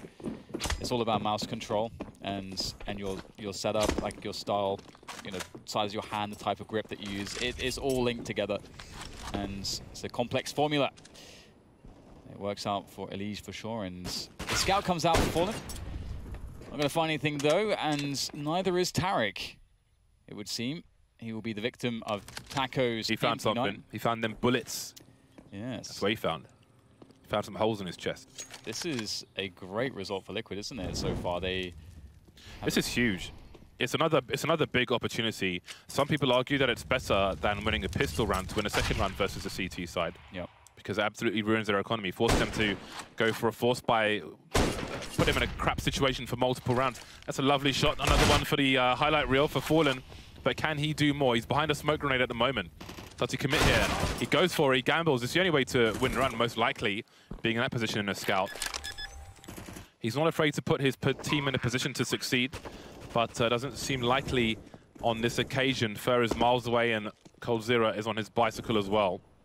They can try to take these weapons into the next round, put themselves in a better starting situation, and maybe they can do something. But Team Liquid firmly in the driving seat, and they're pressing the ejector on all the passengers of MiBR. Yeah, I like this round just because when you're in these spots and you're up against a Scout and some Deagles and CZs, it can actually feel very scary. It's a round which has a lot of pressure because you're just so afraid of losing it. You know that that it can happen, and if it does happen, you're in a horrible position. So there's almost like more pressure in rounds like this, and it's like the reverse thing for the guys with pistols. They don't. Oh boy, that's very nice. That's what you get for spraying like you're at an Arabian wedding.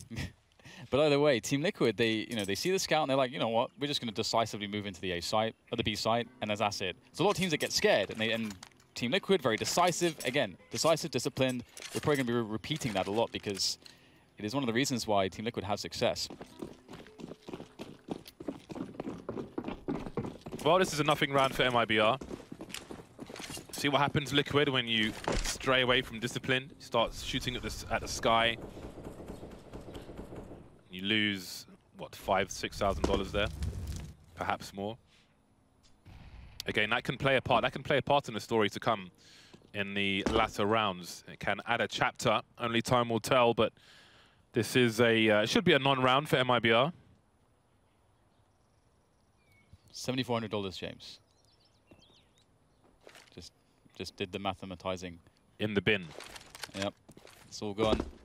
I mean, that's just 2 AKs and 2 Kevlar helmets, so. Well, one had a Mac-10. Oh, okay. Well, then it's less. Oh, okay. So it's just Dan math, yeah, as expected. I thought one of them had they both had AKs. Never mind. Anyway, it's a great pickup, and MiBR just looking to keep pressure on the economy of Team Liquid. Just make it really awkward for them as much as they can. Obviously, there's not too much to work with. Cole does have a Deagle, and Kevlar's a nice attempt there coming in from MiBR, but it is, again, mostly a hopeless round, and that's okay, because their buy is coming up next rounds, and that's the round that's going to define how the rest of this goes, because they should have cash for an AWP and for utility and so on. And AK's hunting pistols, I'm not a fan. You can hold position, try and stay together, but Eliage is pretty deep. He's a man who's confident in himself, but he's got 5 HP now, so that could have been an AK lost, and then if he loses that AK, who knows what can happen if the CTs pick it up. The Team Liquid will feel compelled to chase that AK, and then they might lose more. But what do I know? Eliage will kill both of them. There's no AWP money, I think, actually, from MiBR. I don't think they have enough to get knocked here. Indeed. No one has quite enough money. So, yeah, so this is what worries me sometimes when you're in these spots, because it is one of those, the nature of a force buy, because on the top level you do want to do the force buy because your players are so good, you can always find ways to do damage, but this is the sacrifice that you make, the compromise is that you don't have the AWP or as much utility as you want. Yeah, and that's partly why, I suppose, comes into the argument of why it can be better to win the round after the pistol if you are the T side. And it wasn't even a full buy from Team Liquid, so they got bonus money out of it as well. Just a Deagle causing absolute havoc. Liquid making a play in the banana position at the moment. There's a smoke towards the car, so they'll likely expend utility, clearing out the sandbag position and so on. ELEAGUE holding a pop flash. If anybody's holding an angle on the corner, they will be blind. Taco keeping them honest in the mid position for the time being. And Fur makes his way towards the speedway. Dewey is going for aggression. Again, this is the kind of thing I was talking about from MiBR, but it doesn't work out on this occasion. Gambling through the smoke, but Twist will trade the kill before Fallen can start shooting again. And now MiBR are basically in safe territory. Yeah, we're really cautious here.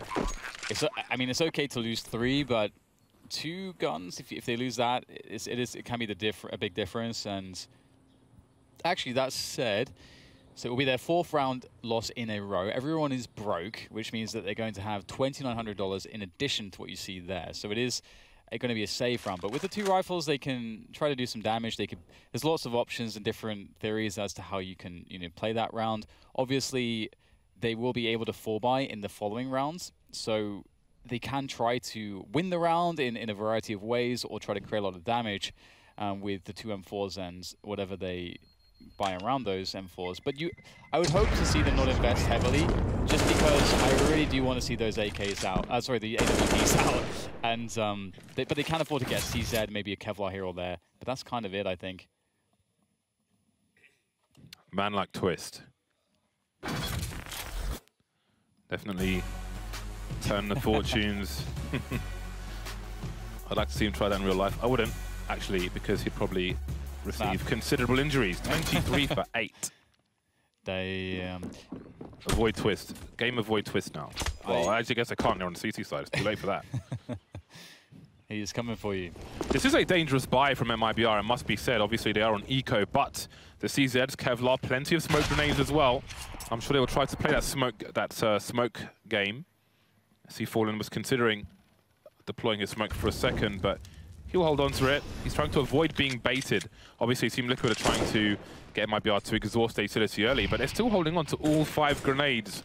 Smoke grenades, that is, with a minute 20 on the clock. This is dangerous for Team Liquid, and they have no idea how much.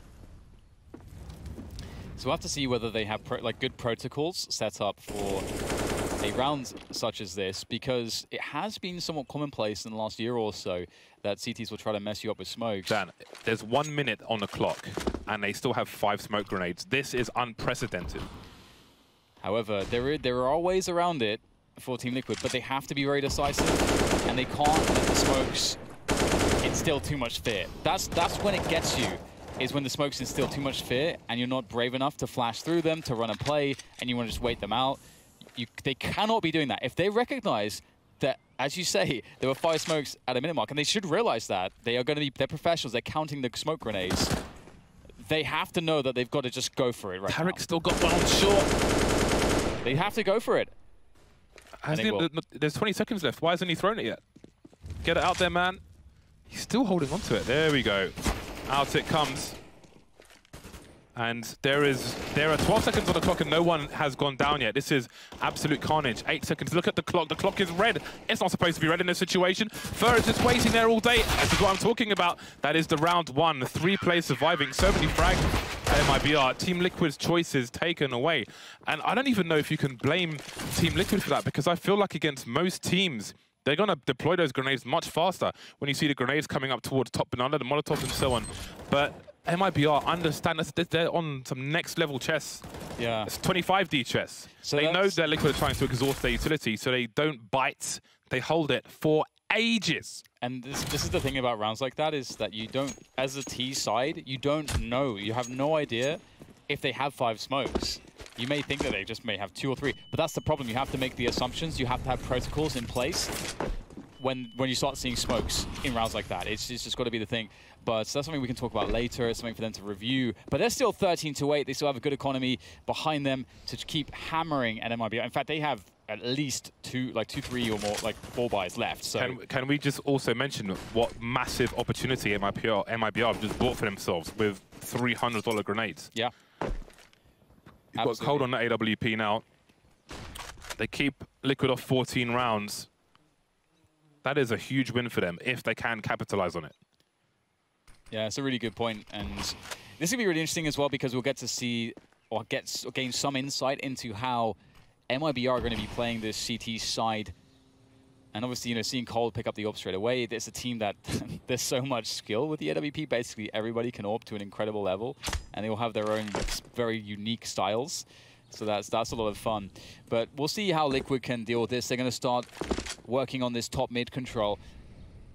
Banana is something that MiBR might investigate fairly soon because of the clock. They need to confirm what's going on. They haven't rotated an additional player towards the A side of the map, and Liquid are just going for it. They're not even going to bother with Arch. They're going for the full push through the quad position, and it might just work. That's a great start.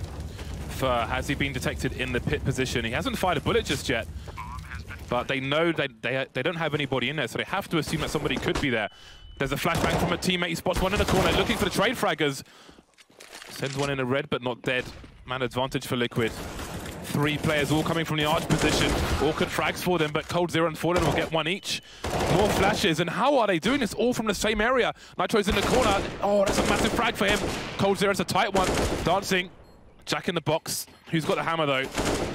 He can't even see Cold0's head. He's got the angle, but he doesn't have the AK-47. That's a crazy clutch from Liquid. 2 points of health. It could barely have come any closer than that. That is incredible if you consider the repercussions of this. Instead of MiBR being able to continue hammering at Liquid and sort of working away at their lead and removing the deficit, now we're in a spot where Team Liquid, if they win this round, where MiBR are just spending everything, that should be the map. That should be map 1. And what an incredible amount of nerve to hold. You know you're up against the likes of Cold0 and, you know, just trying to do the dance around the box. I'm amazed that MiBR got that far, considering they had 3 players all next to each other coming out of library or arch position. That's mad. But Liquid, once again, put themselves in a strong position. Double AWPs, and there's the first solo. Fallen waving to Twist. 4 players on A for MiBR. And Stewie has a second sniper on the coffins of B. For making his way over there with a flashbang and a CZ. That is the situation MiBR are in right now. And just look at the way that MiBR are trying to use the orbs, like with Fallen, just trying to play contact, trying to take risks. Deep peek on mid, that is risky business, but they know that they have to take some big risks here, and they can fall back on their incredible skill to try to give them some security within those risks. And Liquid, they are taking none of this for granted. They're going to push straight into that A site. Beautiful start.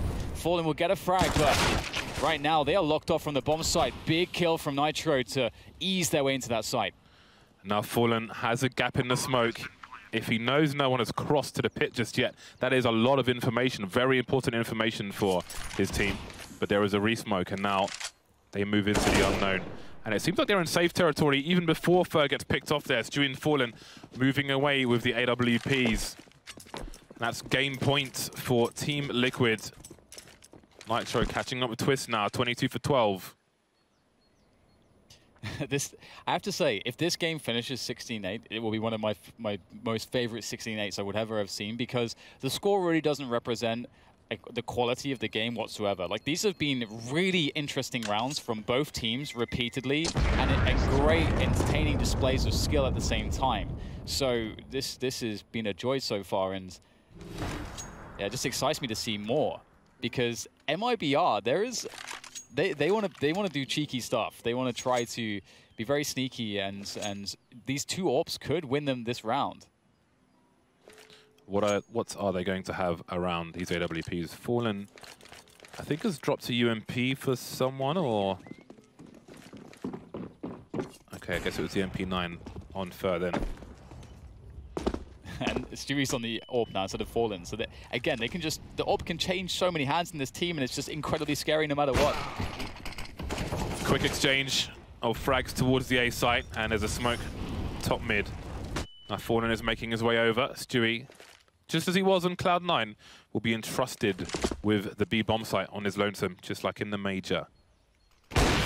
Oh, he's missed a shot though. There is a flashbang, but he can retreat. But how do they retake? Liquid are committing to this. They've got 3 of the 4 players, and now Attacker's going to have an eye on mid, where first starting to move down faster in previous rounds, and he might pay for it. See him there. On Old Inferno, ironically, he would have seen Taco on the radar because there was a weird bug there. But here we go. Gets taken down by ELEAGUE, and is this the end of the road on Inferno for MiBR? Yeah, and that was just another good display of just team play. Okay, you know, you got a guy sitting in the underpass, and he can just give the information. And now the guy on Taco, he just knows someone's coming. And it's just, I just love the Team Liquid's, the way that they're able to play with the team. But hang on a moment, what on earth just happened? Stewie finally pick up on the bomb. There's another one. This is why Stewie is so dangerous. Can he do this? The orb's out. He will get fragged behind the coffins, though. But they still need to collect the bomb. There is still time for coldzera to find a way to win this round and keep MiBR in Inferno. They had no idea where Cold was, but it won't matter now because ELEAGUE will rip his face off. 16-8 for Team Liquid, a very back-and-forth game of Inferno, but it is the horsey horse which takes it over the line. This was so much fun to watch. Honestly, the level with these two teams, the mind games, the level, the extra layers of how they play Counter-Strike is just a joy to watch. And also, I think it's so rewarding having seen the growth of Team Liquid over time. And it's going to be, I'm sure, very encouraging for Zeus, who is watching from afar for once, to see his lads start off well, 16-8. But it is time to take a quick break. Don't go anywhere. We'll be back soon with the next map, or rather the desk.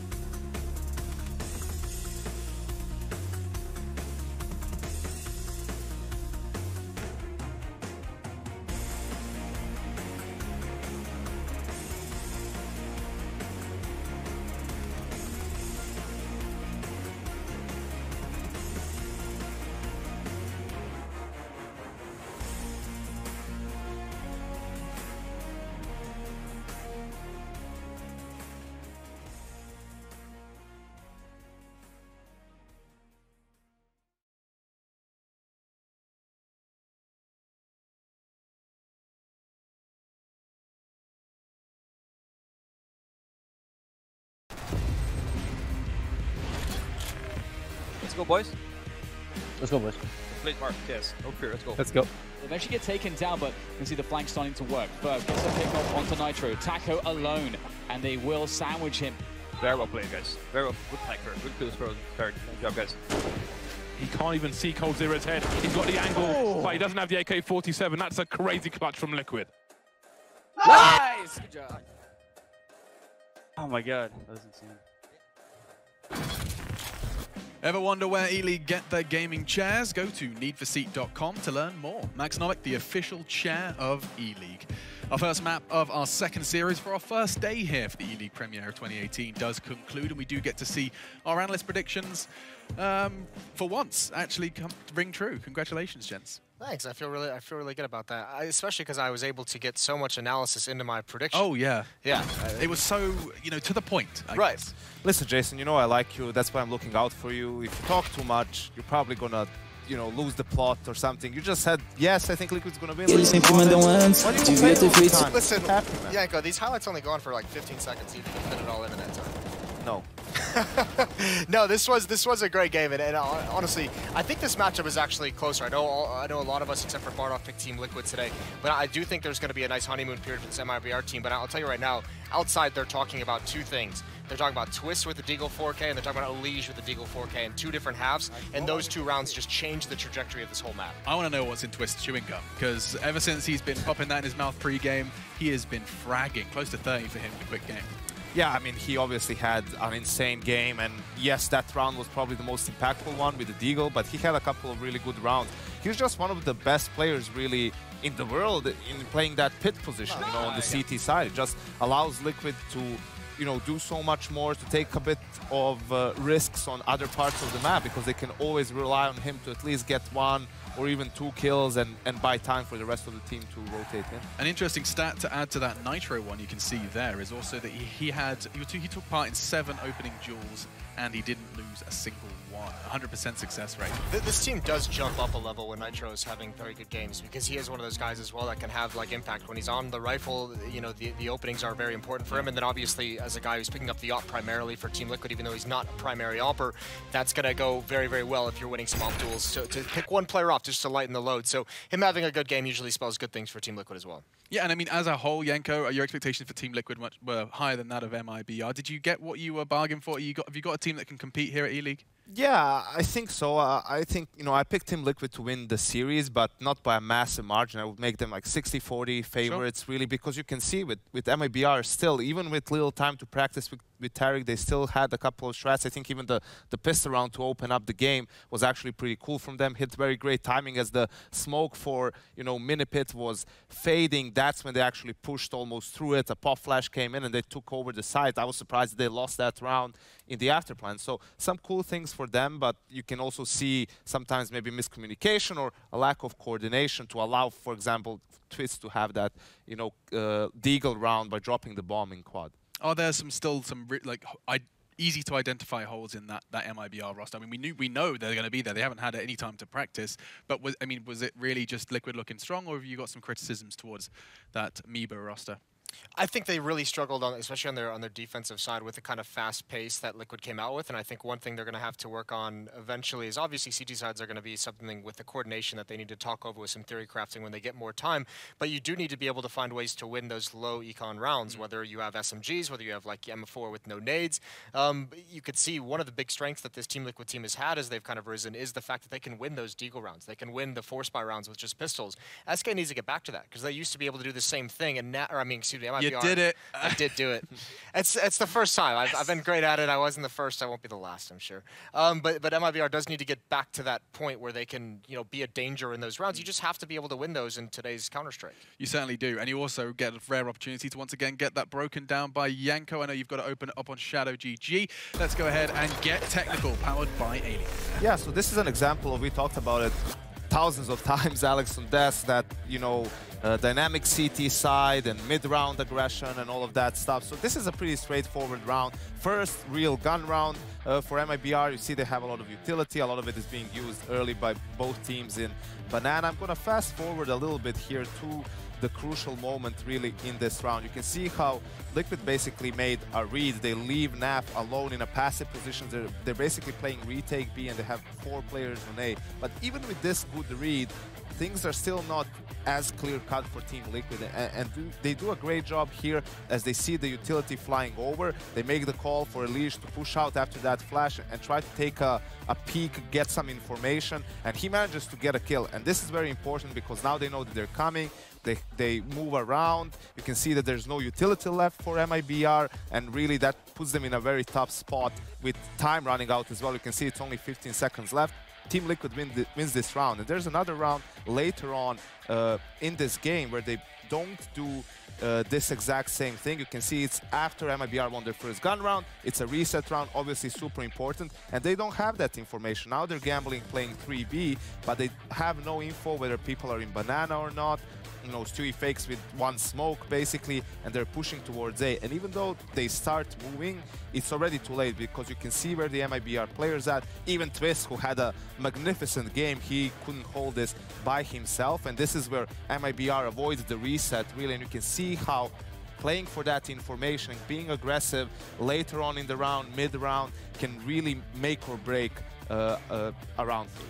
And whether or not these are transferable skills as well, of course, heading into our next map. We don't have buckets of time to talk about it, but we are heading into Cash next, Jason, and I throw the ball over into your court to set the scene. Help us understand how this one goes down. Well, I mean, just touching on what Yenko just said, and you can bring it to Cash, is arguably it's even more important that you have that information. You're more proactive across the map because this is not an easy map as the CT side to read what's coming, especially if you lose mid-control. You know, we always say you need to take, you know, control of something elsewhere because you just simply need to know what's coming next and you need to be proactive. And it was good to see Liquid do that. For MiBR, I know just from talking to these players, sometimes behind the scenes, this is a map where they usually don't like to pick or play it because they say it's very 50-50 for them. They say they've shown up on it and they've played games where they think they can beat the best in the world on Cash, and they show up and they play games where they feel like they can't beat, you know, anyone in the top 15 on this map. So, I mean, for them, they've got to be looking at this, and it's almost worrying as this is kind of like the winning map for Team Liquid as flipping a coin in a certain way. I mean, Yenko, when you often find yourself talking about vetoes, I don't think I've ever heard you say MiBR are going to be picking Cash. Yeah, maybe a little bit very early on, but it's just one of those maps that there's actually very few teams in general who would, you know, pick it in the first phase. Because it can be very random at times, it's always dynamic. It's a lot of give and take going on, as Jason pointed out, you know, whether you're going to fight for mid, you can't hold it the whole round if you're on the CT side, which means you need to be maybe aggressive towards A main, B, all of those things, and it's very difficult to make those good reads all the time. And we're looking forward to seeing how Tarek's debut continues to go for MiBR as they venture into Cash. And talk of Tarek, not too long ago, he was in the Boston Major and indeed lifting a trophy. If you're interested of catching their entire story at 12 p.m. Eastern on Friday, that's July 27th, all 5 episodes of The Road to the Boston Major. It's a fantastic documentary. You may not have seen it or heard about it, but you have to be there if you want to catch it. So be sure to tune in and set it in your diary, set the alarm, whatever you have to do. July 27th at 12 p.m. Eastern. You can catch that on Twitch exclusively. For that, though, we take a break, and when we come back, we see MiBR Team Liquid on map 2.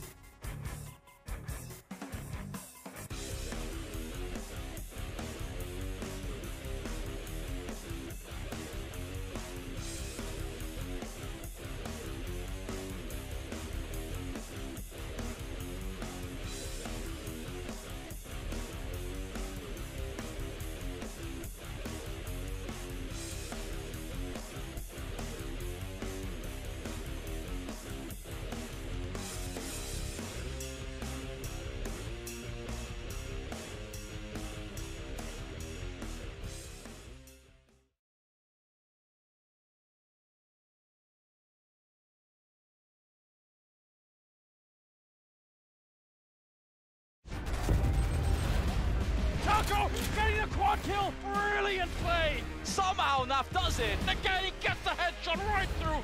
Nitro with the save. Absolutely ridiculous comeback from Team Liquid. Welcome back to the Boost Mobile casting coupe. We are in a 3-door car, it seems. I don't know how I feel about this coupe thing going on. We need to have a protest about this. Dan? I don't like the connotations of a coupe in any sense. No. Be it a car or a bird cage of any thing. Any description. Yeah, I'm not a fan. I think it's the meaning, James. I feel the means. I don't know what to say about it. I feel lessened as a human. Team Liquid must be feeling good after that first map. And it seems that Zeus is very happy about that one indeed. No surprise. Solid scoreline for them. Can they take it in 2, Dan? Yeah, I think absolutely they can. Obviously, this is a fantastic map for the likes of MiBR because it's much more open. You can Inferno's a classic map. Everyone knows how to play it, and it's great and everything like that. But when you have a team like this for MiBR, when they have not had a huge amount of time to prepare, you're liking Dust 2, you're liking Cash, you're liking Mirage, you're liking these maps where you can have a style of play which allows your individuals to get going more and to create more play around the map with just firepower. And so that's something that I'm really looking forward to because I really want to see this disciplined play from Team Liquid where they're trying to play it safe, they're trying to play it smart and good team play, good reads versus an MiBR that is just hitting all the buttons and firing off on all cylinders and being as explosive as possible. Yeah, I think this is going to be a very good map for this MiBR roster, but Team Liquid are no strangers to Cash. And again, I think styles make fights. I'm looking forward to this one. I think it's going to be maybe even better than the previous map. I hope we see a tighter game in terms of scoreline. Wouldn't be too sad if it went to 3 maps, that's for sure. Yeah, it's definitely so far an amazing game to watch because it's just the level of these teams. Even if some, MiBR has been struggling, they are still thinking on the level of a team that's trying to be top 1 in the world and has been top 1 in the world. Like, it's incredible to see these mind games and how certain things are expected from a from a team that plays correct Counter-Strike at the top level. MiBR are trying to play against that, and Team Liquid are understanding that MiBR are trying to play against that. So they're going to try to mix it up in certain ways and do things that might look a bit silly, but in reality it's to avoid the danger of MiBR trapping them. And MiBR starting off on the T side, and that's what I want to see. Ooh, you don't often see the boost straight away up onto the roof here in middle. This is awesome. Are we going to see that delayed mid-split that often happens in T-pistols? And look at the Naf's playing anti-flash there as well on the front. This is a cool setup. I really want to see MiBR run into it, James. I feel like Team Liquid are the leaders of unusual CT setups, or proactive, if you will, CT setups on Cash. One of the first teams to play retake on A. And you can see he's showing some flesh, looking for a response. He wants the wolf whistle, but nothing doing just yet. We see the grenades start to slowly stream in. There is a flashbang from Fallen, an easy one to avoid, and here it is, 3 men all of a sudden. How do you react to this? Where are the other 2, MiBR? Yeah, this is crazy. You call the push, and is there time to even abandon it? You actually just have to fight it out, and the CTs have so much advantage. They found the bomb now as well, so now MiBR are doubly committed to this. They have to go for it. There's no other solution, and they are trapped in a choke point. Coulter has a Molotov, but that's not going to be useful for him. He can't throw that anywhere, really, from this position.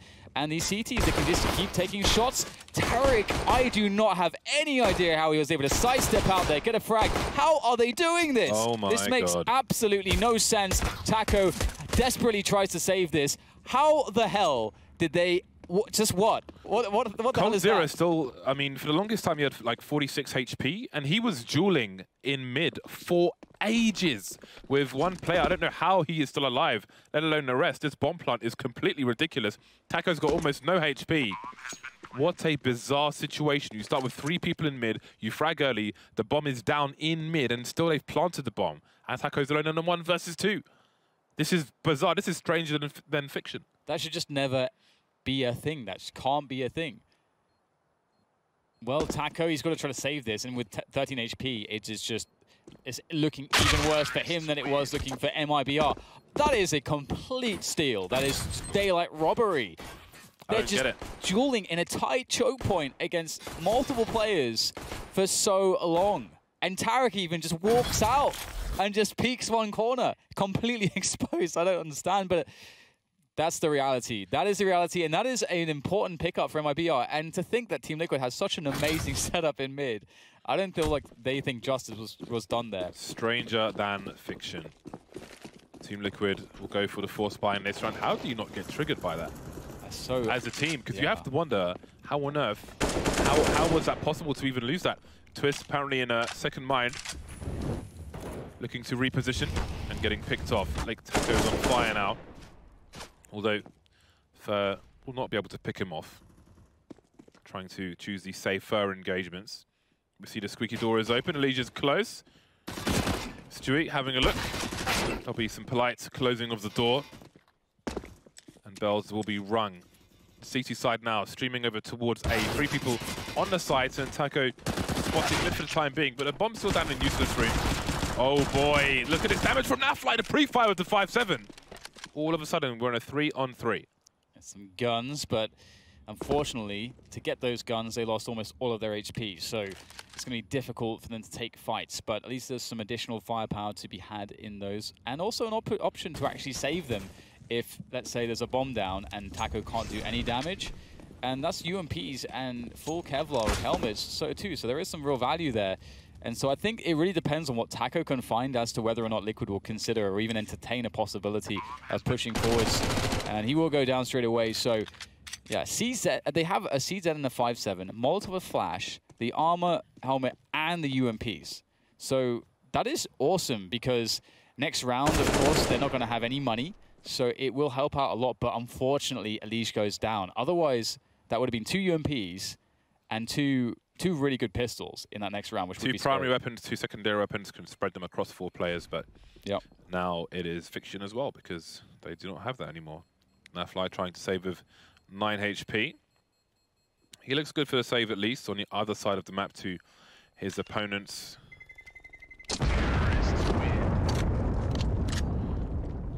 But that is a great start from MiBR. What a boost in that first round, honestly. The fashion in which they managed to claw out the W there just is exactly what you need when you're a map down versus your opponent.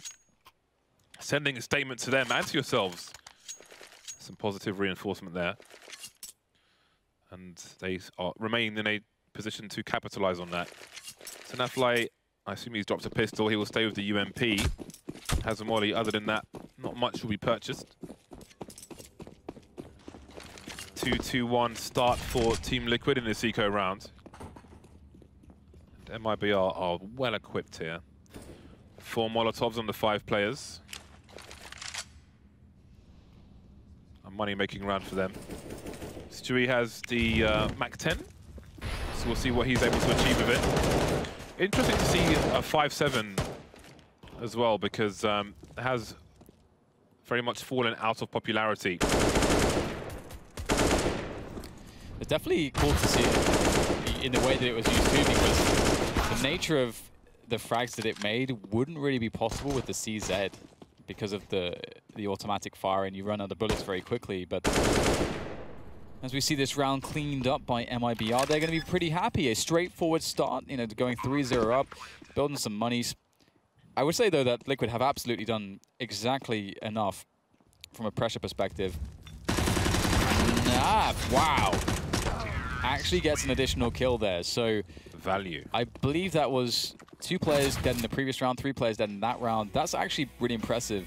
And look who it is. It's Jason Baker. And it's awesome to see Jason tuning in. Of course, he used to be one of the directors here. Yeah, it is quite cold here. I'm wearing an undershirt to stave off the cold temperatures.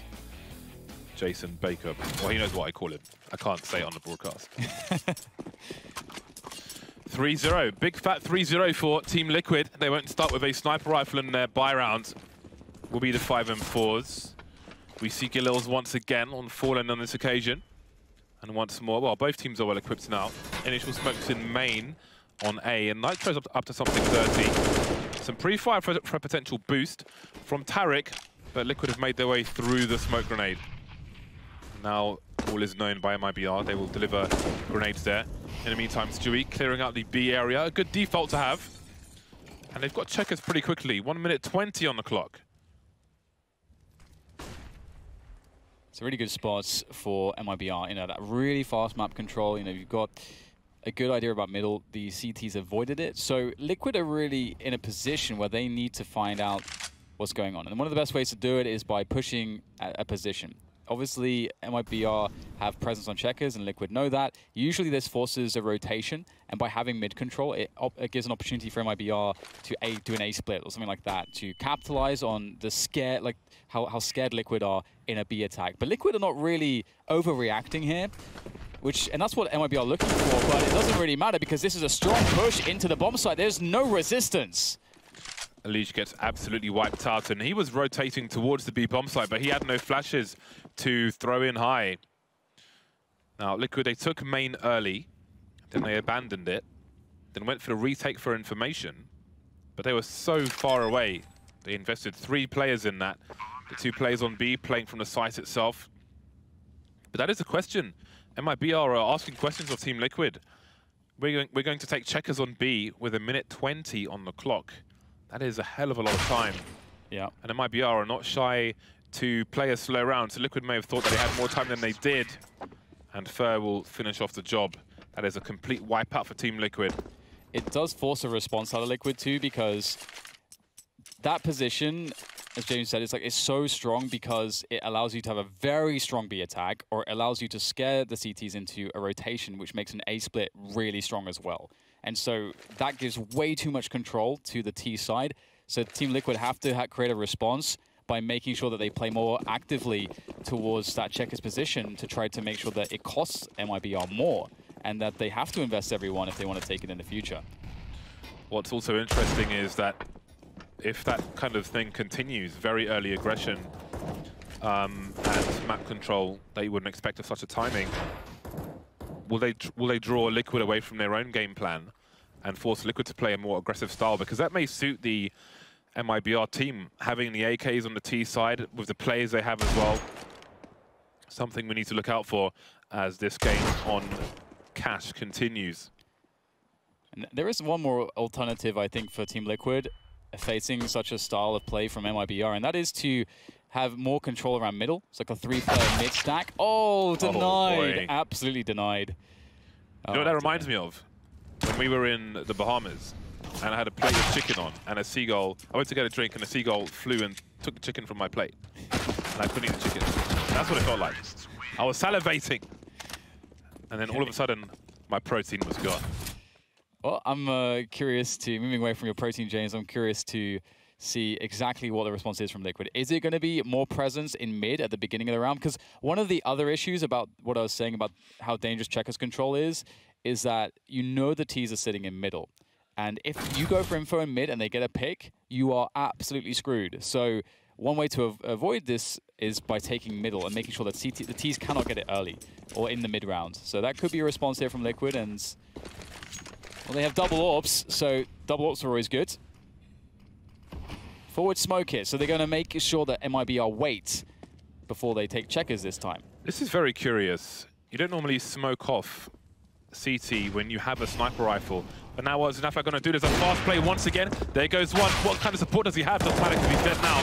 Taco at the back of the site, and that's the round over. Surely that is the round over. Wow. That is not a contact play that was expected from Liquid. There is still a chance to do this. They have an incendiary that can be tossed onto the bomb site, and there will often be one player at least on the site in this kind of a situation. But the lack of retake smokes is a really big issue, and you can see that they don't like the look of this and want to instead put the emphasis on valuing these 3 save weapons into the following rounds, these 3 weapons can win them the next round. So definitely a smart choice.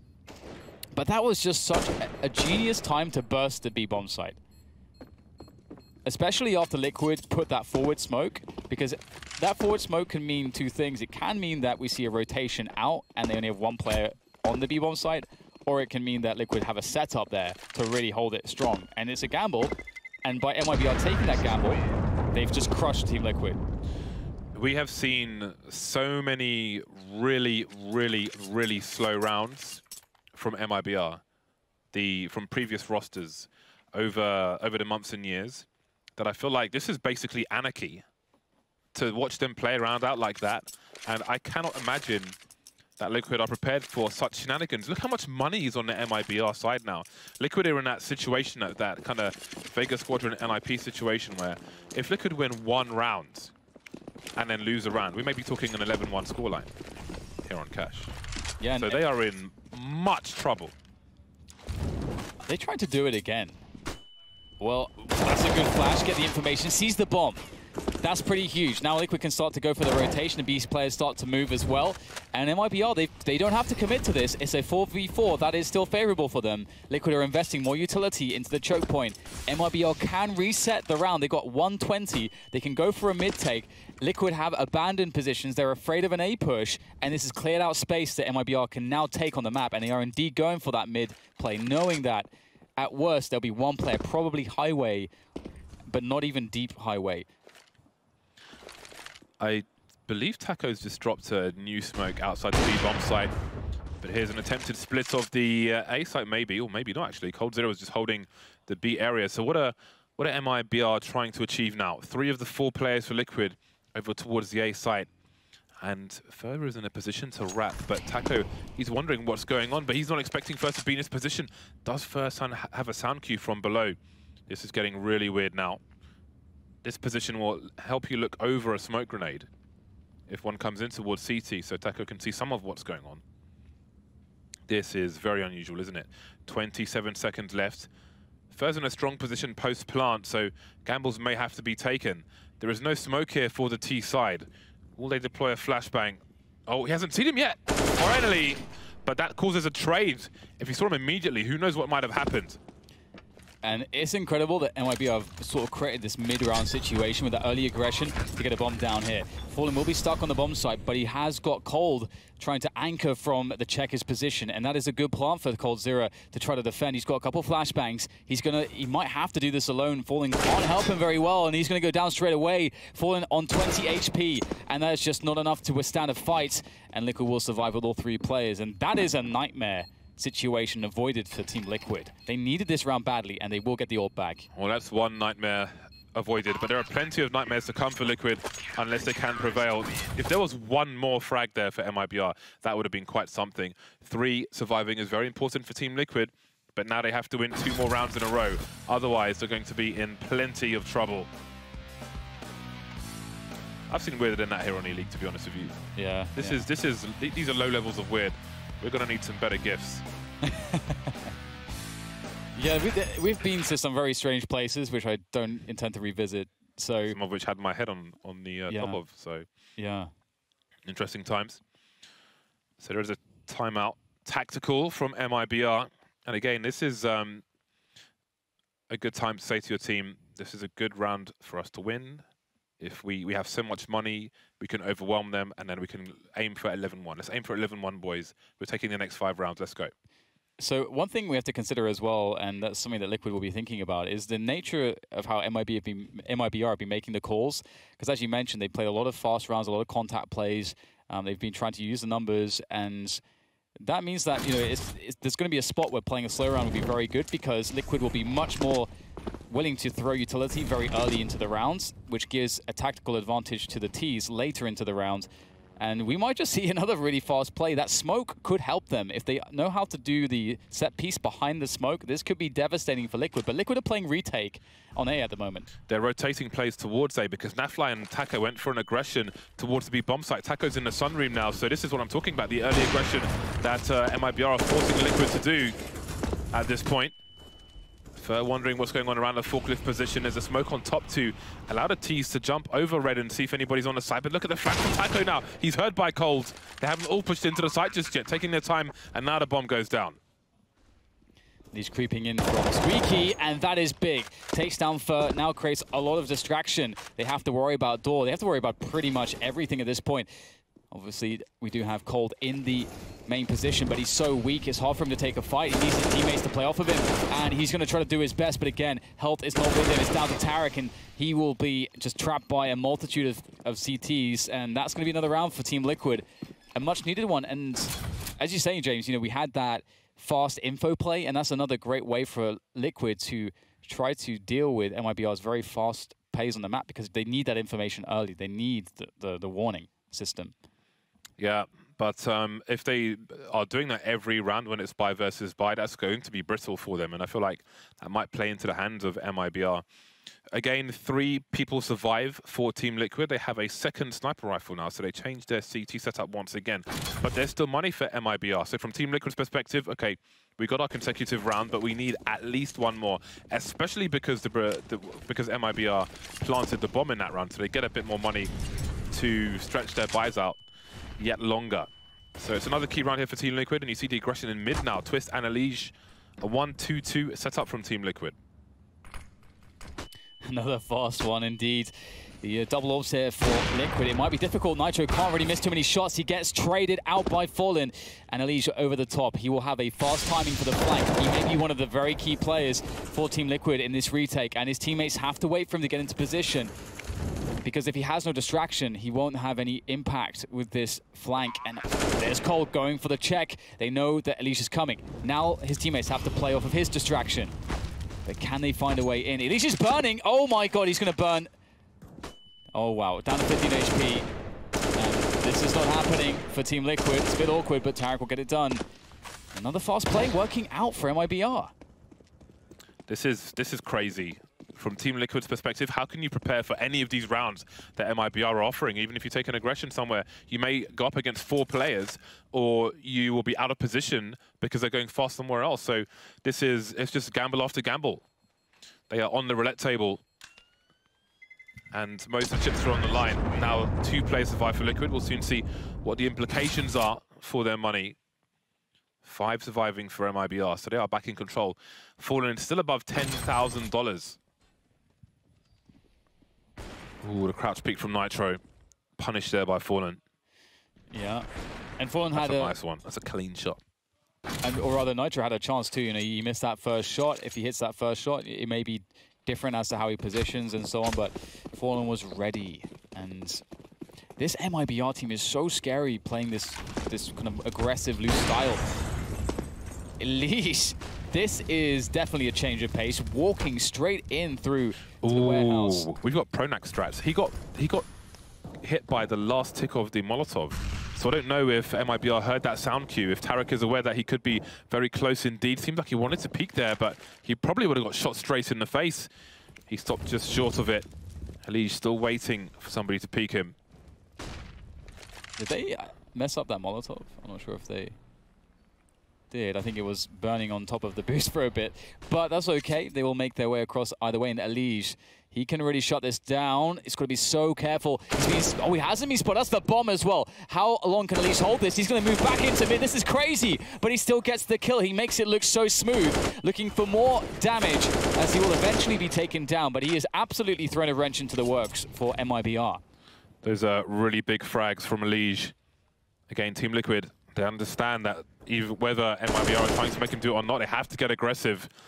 But it is proving to have some success. Twist now has made its way all the way through main, and the bomb's coming in his direction, but is he ready for it? He is! Oh, Cold with his knife out as well. Cold has to win this duel, otherwise the round is surely over. Stewie having to rotate from A main. Twist now taking an off angle, but he can see through T warehouse, and Stewie's going to have the wrong angle. Surely Twist comes out for the peek. He knows he's going to get re-peeked before he goes around the corner, Stewie. That is that's a very important round for Team Liquid. They pick up the AWP towards the end. They've saved 2 AKs, and they've got big fraggers on their team as well. We haven't really even mentioned that. Very key round for Team Liquid. Yeah, and is Team Liquid stooping to MiBR's level, just going for crazy aggression, trying to be unpredictable, trying to keep them on their toes, trying to create a situation where you get the frags early. So if they have a game plan, you immediately just kill it, and they have to just improvise from that position onwards. And that was, as you say, so needed for Liquid. I felt as though their momentum was just against them. Taco is having a nightmare of a series at the moment. 0 for 9. But we'll see. It's never too late to get it back into the game. And of course, they are a map up over MiBR. So we'll see how this changes. He has been over towards the B bomb site. In fairness, when MiBR have gone towards B, it's been like almost the entire team. There's only so much you can do, and he has been left on his own a lot. So those of you who look at the kill board and then start tweeting, hold your bloody horses. 1 minute 15 on the clock. Both these teams very well equipped, and it seems that MiBR will have a change of pace now. And especially considering that Liquid have started the aggression, that's one of the things that would trigger a change of pace here for MiBR to catch out that aggression, get a 5v4, and that aggression, backfires on Team Liquid. That's how it could go when they slow things down like this. But of course, Team Liquid, they just had that one aggression. They got the round win. Now they're back to playing, believing, in their sort of standard setups and trying to be covering all their bases. And Nitro, not actually cleared with any Molotovs there, able to play out of the vent, and that's big. MiBR tried to move forwards. They wanted to set up an A split, but it's going to have to just be an A push with 2 players from the door. That's not all that successful. That's a beautiful hold of middle for Team Liquid to prevent this round working out for MiBR. That was quite interesting. MiBR did the wall of smoke in mid, but also had one on top of the roof next to the vents, so they could jump up on the box without being seen from Connector or the white box. But as you said, Nitro was in the vent itself. ELEAGUE was in the smoke as well, ready to play off a bait from his teammate. So Liquid were well prepared from that. Perhaps to telegraph from MiBR, who can still buy. Running out of rounds at the moment in this half, and Liquid are on a comeback. This is 2 rounds in a row, and they've won 4 of the last 5 rounds, Team Liquid. So momentum starting to pull them back into this map of cash. Yeah, it's really cool to see that resilience from Team Liquid. There's so many ways that this can go wrong for them, but they are managing to keep their cool. Still behind, though, and this is the round they must win. Look at this buy from MiBR. They could have bought a lot more, but they've gone with 2 AKs and 3 pistols, and it looks like another fast play with just a few flashbangs. Nitro on the core position, has to hold this down. He only gets damage. His Twist now in a corner. It's very difficult to do much from there. Very tradable. Ooh. And Fur with a fantastic shot on ELEAGUE as he goes wide. Dropped where he stands. And now there is still a chance for Team Liquid, but it's looking quite labored. A 2v3. They do have some nades on Taco. And he's going to have to be very sharp here. Naf's on an AWP. That's a good start from Taco. Can he find the trade fragger, though, in main? He knows someone's lurking in there. This is so difficult. Pulls out the 5-7. Taco can't finish it off Stewie. My goodness. That was not supposed to be a round that they won, James. Yeah, that was a difficult retake attempt for Team Liquid. Their money is not spectacular, but they can still buy. That was such an important frag, and then Fur comes in with the second one. That's Dirt McGirt. Stewie with a 2K to finish off the job. And that is 8 rounds for MiBR. Nice. That's disgusting. That is both Fur and Stewie each had a disgusting kill there. That is, what can you do about that? It's a wild game of Counter-Strike on Cash. MiBR with double the score of their opponent, and more aggression from Team Liquid. They will win the flashbang duel. But Fallen's gone back with the AWP. 1 CT beyond the angle, and he will beat Molotovs away. Liquid had 4 players around the A site, so they're having to be all over the place on this game of Cash. I think the T side will be a relief for them. Only 3 rounds in rain here for MiBR to cause more anarchy and mayhem. Yeah, the T side is going to be fascinating. I can't imagine how that's going to play out with Team Liquid there in the second half, but can they still make this a workable scoreline moving into that second half? 7 rounds still up for grabs. They've got 5 rifles. The utility is starting to wane, and they have 0 defuse kits, which might be a problem. And that's an easy trade for Fur. Tries to transfer it, but fortunately for Liquid, they have a man to trade there, ready and waiting. 4 versus 3 for Team Liquid. Now a 3 versus 3. Cold, peeking out into middle, getting a long-range kill. And now 40 seconds to go, and Liquid have to figure out what the hell's going on. On the subject of ready and waiting, Stewie's in Squeaky Door. He has full grenades. He can offer a Molotov towards the forklift position to help the push. He can smoke off quad if that's what they want to do, but Twist is in a very strong position. It's going to be really hard to trade that. Stewie can't do anything about that. Preemptive Molotovs. Twist knows, he's aware of what could be. There is a smoke now from Fallen. Sprayed through the smoke. There's a molly towards Fork. Maybe Twist would have gone in that direction, but with 12 seconds, it's a really strong advantage here for Liquid. Twist on the flank now. Fallen has to commit to the bomb plant, and he will get no plants. Twist, the way Twist just held an entire bomb site against 3 players with perfect repositioning, with perfect positioning and repositioning, and then perfect use of utility, and prevents the bomb plant, and predicts exactly what everyone's going to do. That's incredible. That was awesome to watch. Game sense experience. MiBR back on the pistols. $2,500. 2 smoke grenades and 1 flashbang. Where might they be headed? Got players moving towards Squeaky. 2 players in A main, trying to avoid the flashbangs. Right then, what have you got for us? Nitro. That's going to be a nice starting frag. Can the body get out fast enough? It will isolate 1 player at the very least. Nitro with a fast peek and a fast frag.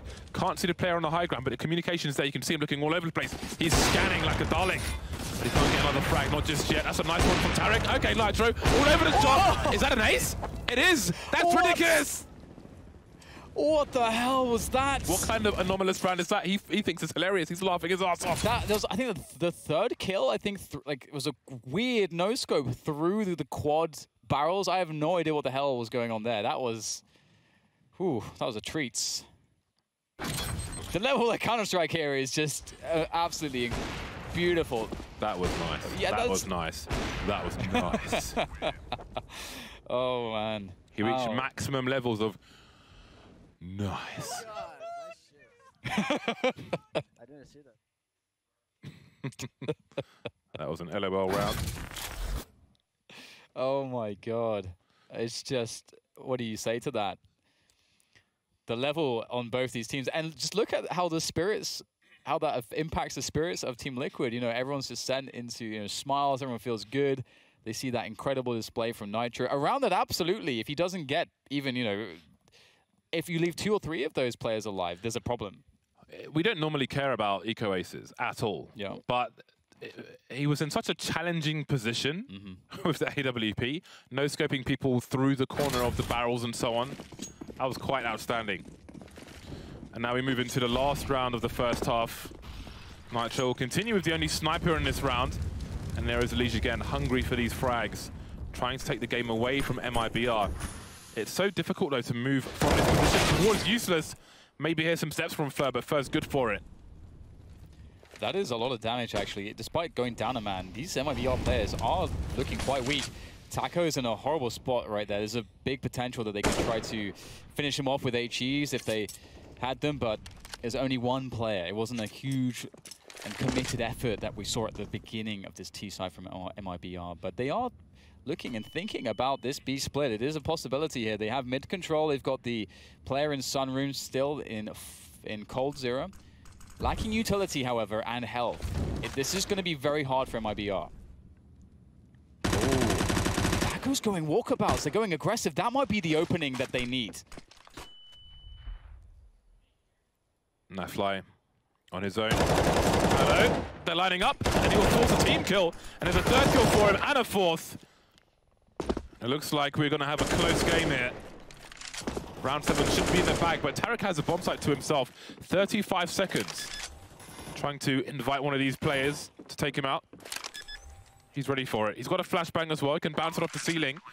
14 bullets, but no time to reload, and they immediately charge. Round number 7 in the bag for Team Liquid.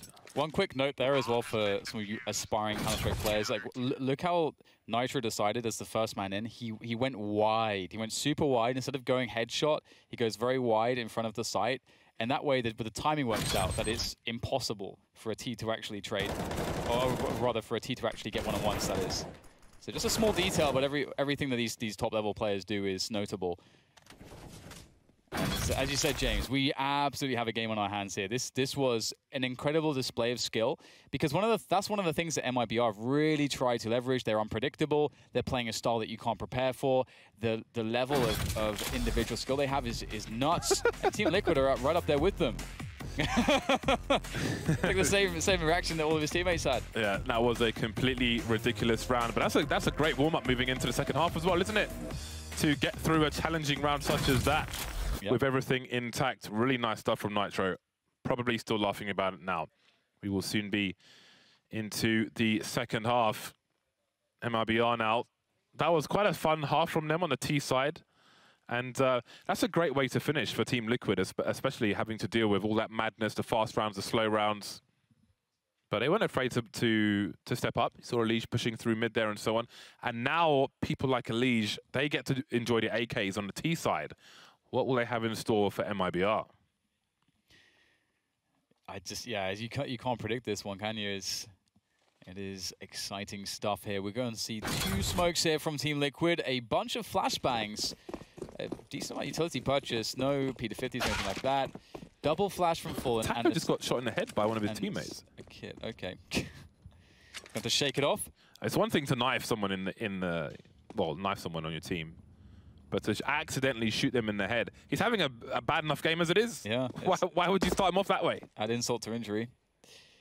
But despite that, 7 rounds for Team Liquids, and MiBR are playing 3 men on the A sites, so they're very well able to deal with any pushes through Squeaky that have been popular recently.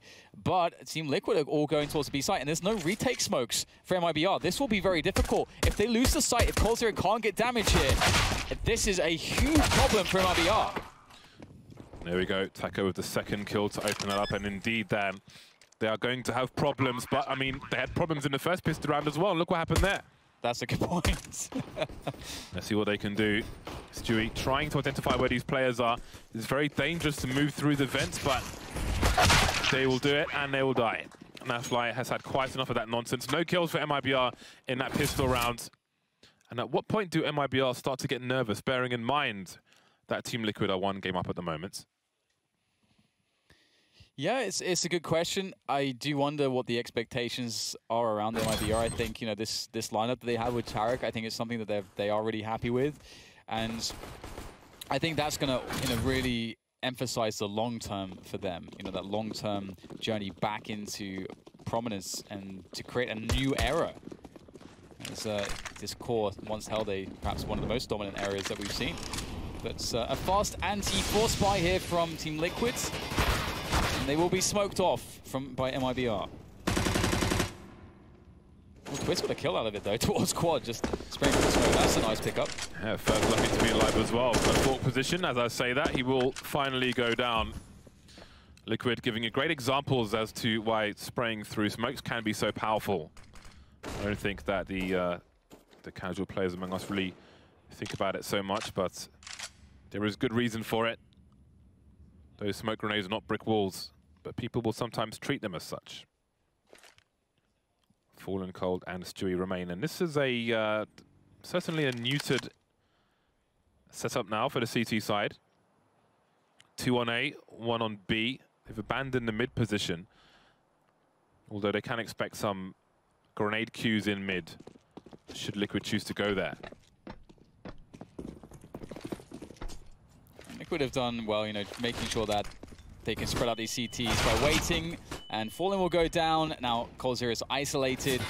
Stewie's coming in. He does have a flashbang. That's a good start, but Twist will not allow him to do anything else. And Stewie might want to try and steal away a gun here and save it. But wow, okay, jumping UMP to steal away his dreams. And that's 9-8 for Team Liquid. They convert against the force buy, and that's the scariest round, I would imagine, after winning that pistol. So easy sailing in this next one. Twist is a big chewer during matches. Yeah, so I've brought this a few times, and you can look into it. That's something that most cyclists do as well. It's supposed to improve focus. Other professionals have used it in the past to great success. Alex Ferguson was a big chewer. Long-time Manchester United manager. So this is a money-making round for Team Liquid, and they've got plenty of SMGs with which to farm cash, but it seems that Nafly will be harvested by the CT side. The bomb's very quickly made its way in towards the B bomb site. Elish pushing the smoke with an AK, no fear from him. And down goes the bomb. A formality at this point. And now MiBR have a choice to make. For the most part, they can try to avoid being farmed for money. And Fallen has a Mac 10. And it would make sense for him to try and get some more cash out of this. And now Tarek's got a UMP as well. He could do the same. On a map as open as cash, they may not necessarily want to try to make use of these in a buy round. Especially as they will be behind their opponent. Where are all these kills coming from in a USP round? Twist will now be alone.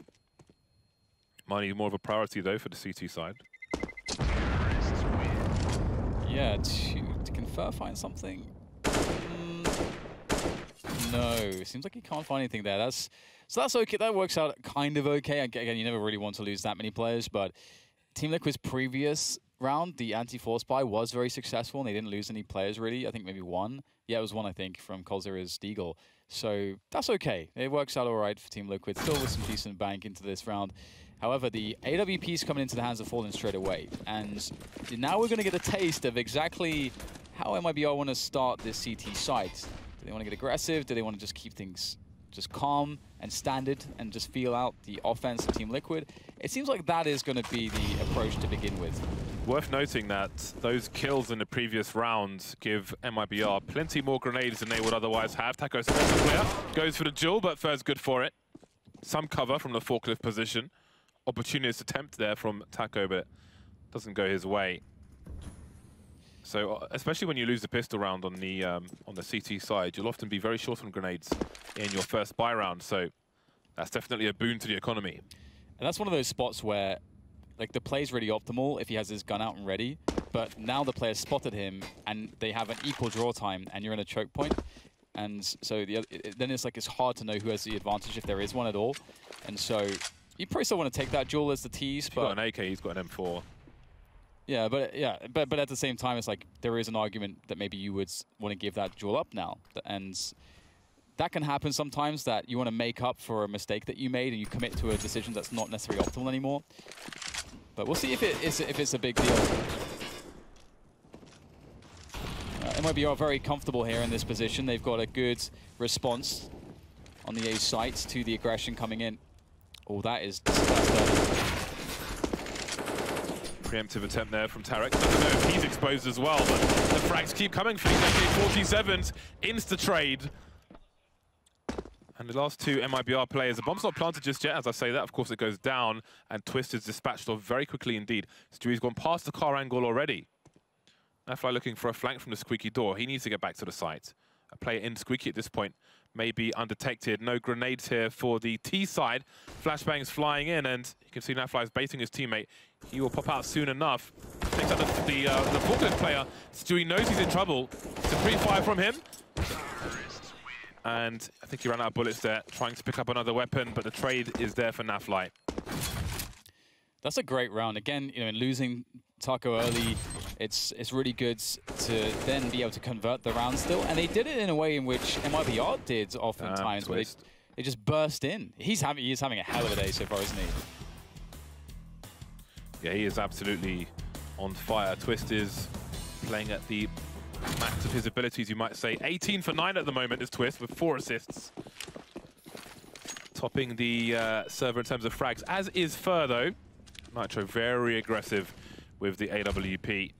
MiBR would sometimes boost players on this roof to get over to the other side of mid quickly, but it's not a common play from any team really. Has its own risks if there's a fast flashbang.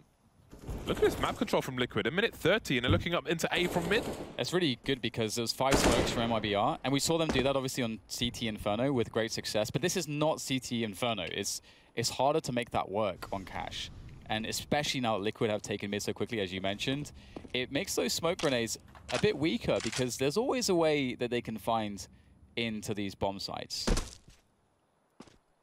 So at this point, with one of those, with another pick-off, and a minute left, Team Liquid are not really messing around. Oh, they will mess up the run boost, but he didn't even go in the right direction. Like, what's he pressing on his keyboard? He needs a bottle of custom, that's what he needs. Liquid now taking out coldzera as he jumps into the site. Stewie gets 1 frag, but the reload is so long. And now it is Fur coming through A main. Far away from really anything worth salvaging. See him there, pondering where everybody's gone. It's been evacuated. You see the odd spray. Maybe he can leave a spray of his own somewhere. It's actually really impressive to me seeing the level of detail from Liquid again and again, and some of the thought processes and the mind games between these two teams. And there were some genuine scary spots in this game for Team Liquid, where MiBR started to take incredible momentum. There was a real potential that MiBR could have gotten maybe like an 11-4 first half. That was then turned into an 8-7 instead by the quality of Liquid. And I agree with that tweet. From what I'm seeing, it does feel as though Liquid are ready to, like they could be one of the favorites with the level that they're showing. MiBR have taken a tactical timeout. They have not won a round in this half yet. It's worth mentioning. Tarek's bought a UMP. The struggle is real. This is, they're at maximum loss bonus, and he still has to buy a UMP. That is curious. So we will see what they can do. Team Liquid in a strong position. If Team Liquid win this round, I think you have to concede that there is a very high percentage that they take this map. And the rest. Yeah, I think you're right. It does put MiBR into a really, really high-risk spot. But they would need something incredible to pull them back in. And we'll see Tarek going aggressive. He's going to go straight through the smoke. Okay, so oh my god, stop League! He's so insane, isn't he? Oh my god. So fast. I don't even know what to say. What do you do now? Fallen, there's a chance here from this position. Oh, goes for the flick shot through the door. Can't get it though. He's they're just creating such an awkward spot for him. He's just wasting all this time. What they're creating, Dan, is a humanitarian crisis for MiBR. Yeah, this is rough. Oh wow, that explosiveness is awesome to see from League. Got shot through the wall. I'm pretty sure. The punctures. I think Twist shot him through the wall from the car position. Holy potatoes. ELEAGUE, what are you on, son? Yeah, that was awesome. He's went so deep for that first kill as well. I thought that the forward position of Tarek would be a problem, but dude, look at that. Man. He's like an aimbot. It's going in for Team Liquid. Nice, guys. Nice entries. Yeah, no How kidding. How can you be so calm after that? No I'd be like, kidding. yes! I'd be screaming. That was hype. 13-8, and as you said, James, if MiBR lost the last round, they are probably donesos. Let's see if they can fight their way back with the mere pistols. This buy sucks. 5-round lead for Team Liquid. Very strong position indeed. Oh, ding dong. Fallen says hello. He has bullets left for another kill, but Nafly will deny. Well positioned to trade. I wonder where the gun is. Is it on the roof? Probably. Could have fallen down into mid. Will somebody be greedy and try to retrieve it? These players will know that Team Liquid will be likely to try and protect the weapon. So you can't just walk over and pick it up. No rambling hike through mid. Tarek outside the B bomb site with the scout. The rest of the team moving a little between mid and A.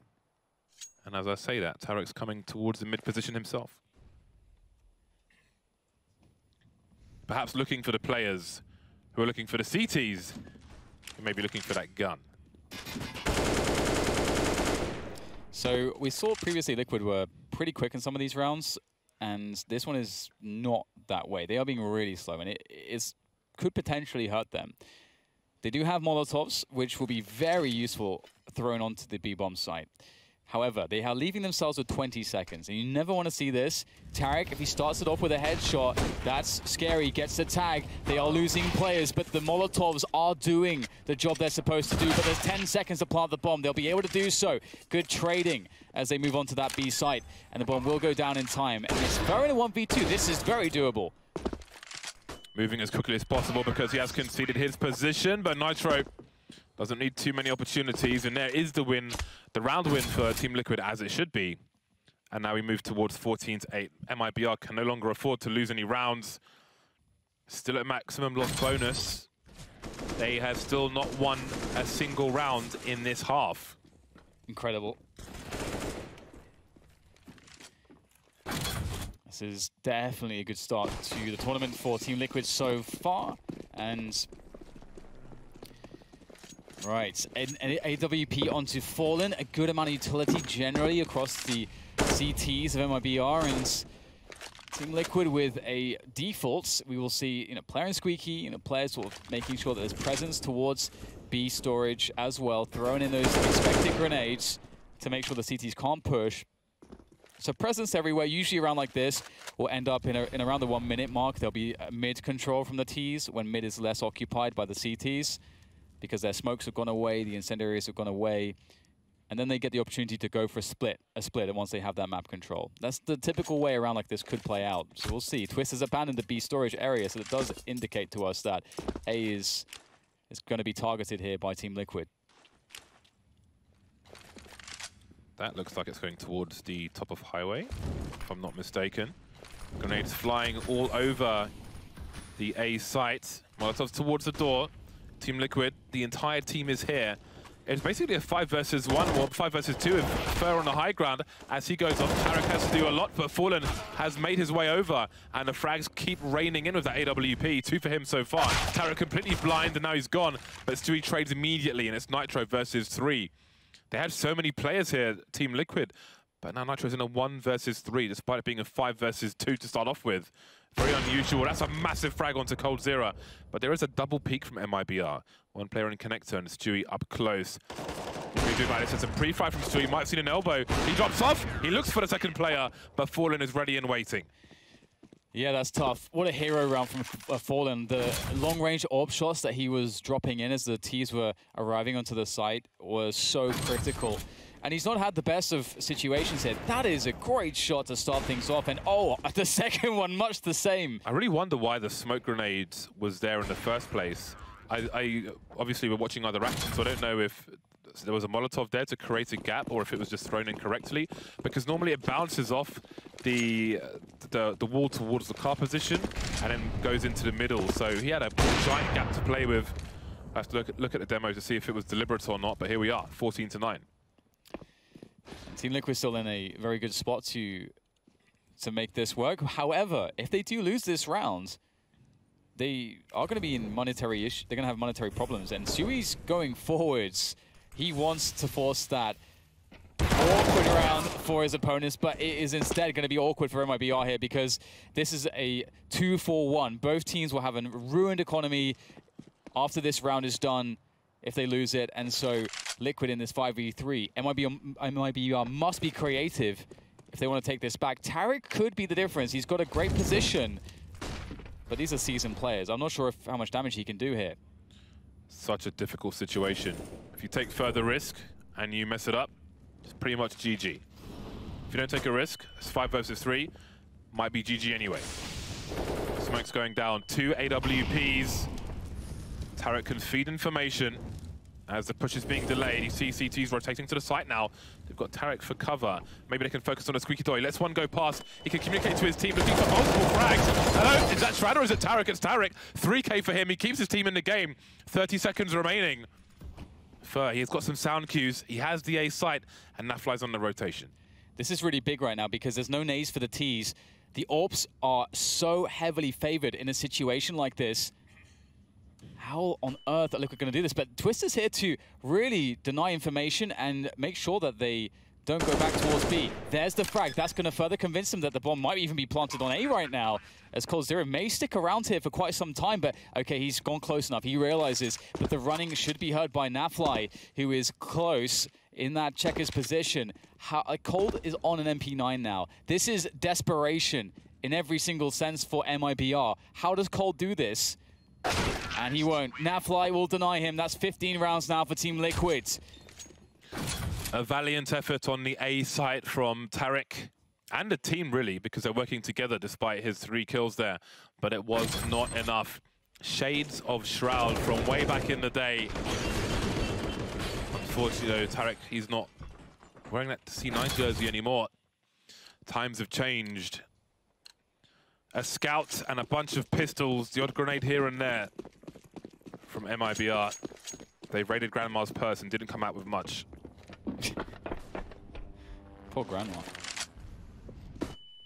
MiBR looking for that aggression, and Liquid, they're just playing anti-early aggression. They're just making sure that they're not taking any risks, not playing too deep. They have a safe mid-take They have that mid control. Everything right now just looks horrible for MiBR. They need to get some crazy deagle headshots here. And if Team Liquid are good with their utility and decisive on a split, then I don't know if there's a way for them to be stopped. But Colt is playing close. Maybe, just maybe, there's a chance with these positions that they have that he can create something as they move in towards that B pressure.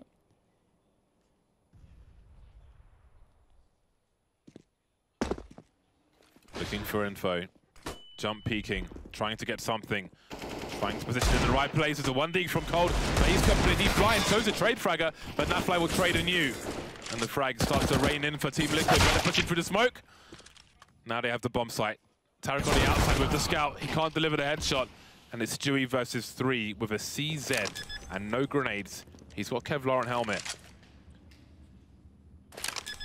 This is quite the challenge for Stewie. He's against match points. He's behind the smoke. Versus 3 AK players, shoulder picking, looking for info. Spots Nafly close, but he can't do it. Team Liquid will take it 2-0 over MiBR. First map was an incredible display from them, 16-8. And this one, it honestly, the way it started, MiBR, they had so much momentum, they were looking so strong, but Liquid, they are one of the most well-fleshed out teams that we have at the top level of Counter-Strike, and they showed that here today. Definitely something that Zeus can be proud of as they move forwards in the tournaments. But I think MiBR, there's a lot to be said positively about them and what they and their debut here with Tarek. Yes, that was quite an entertaining game of Counter-Strike. Those T sides were absolutely crazy, very explosive, very unpredictable. And the evolution of the CT side for Liquid was fun to watch in that side as well. More thoughts of the desk from both those maps after the break.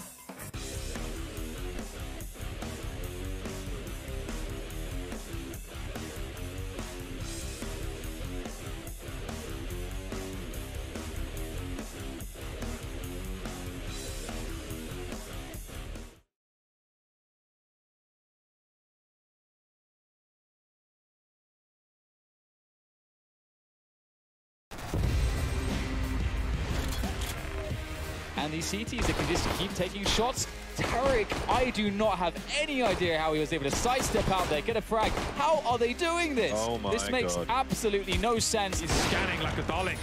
But he can't get another frag, not just yet. That's a nice one from Tarek. Okay, Nitro, all over the top. Is that an ace? It is. That's ridiculous. We're down. What? This is desperate.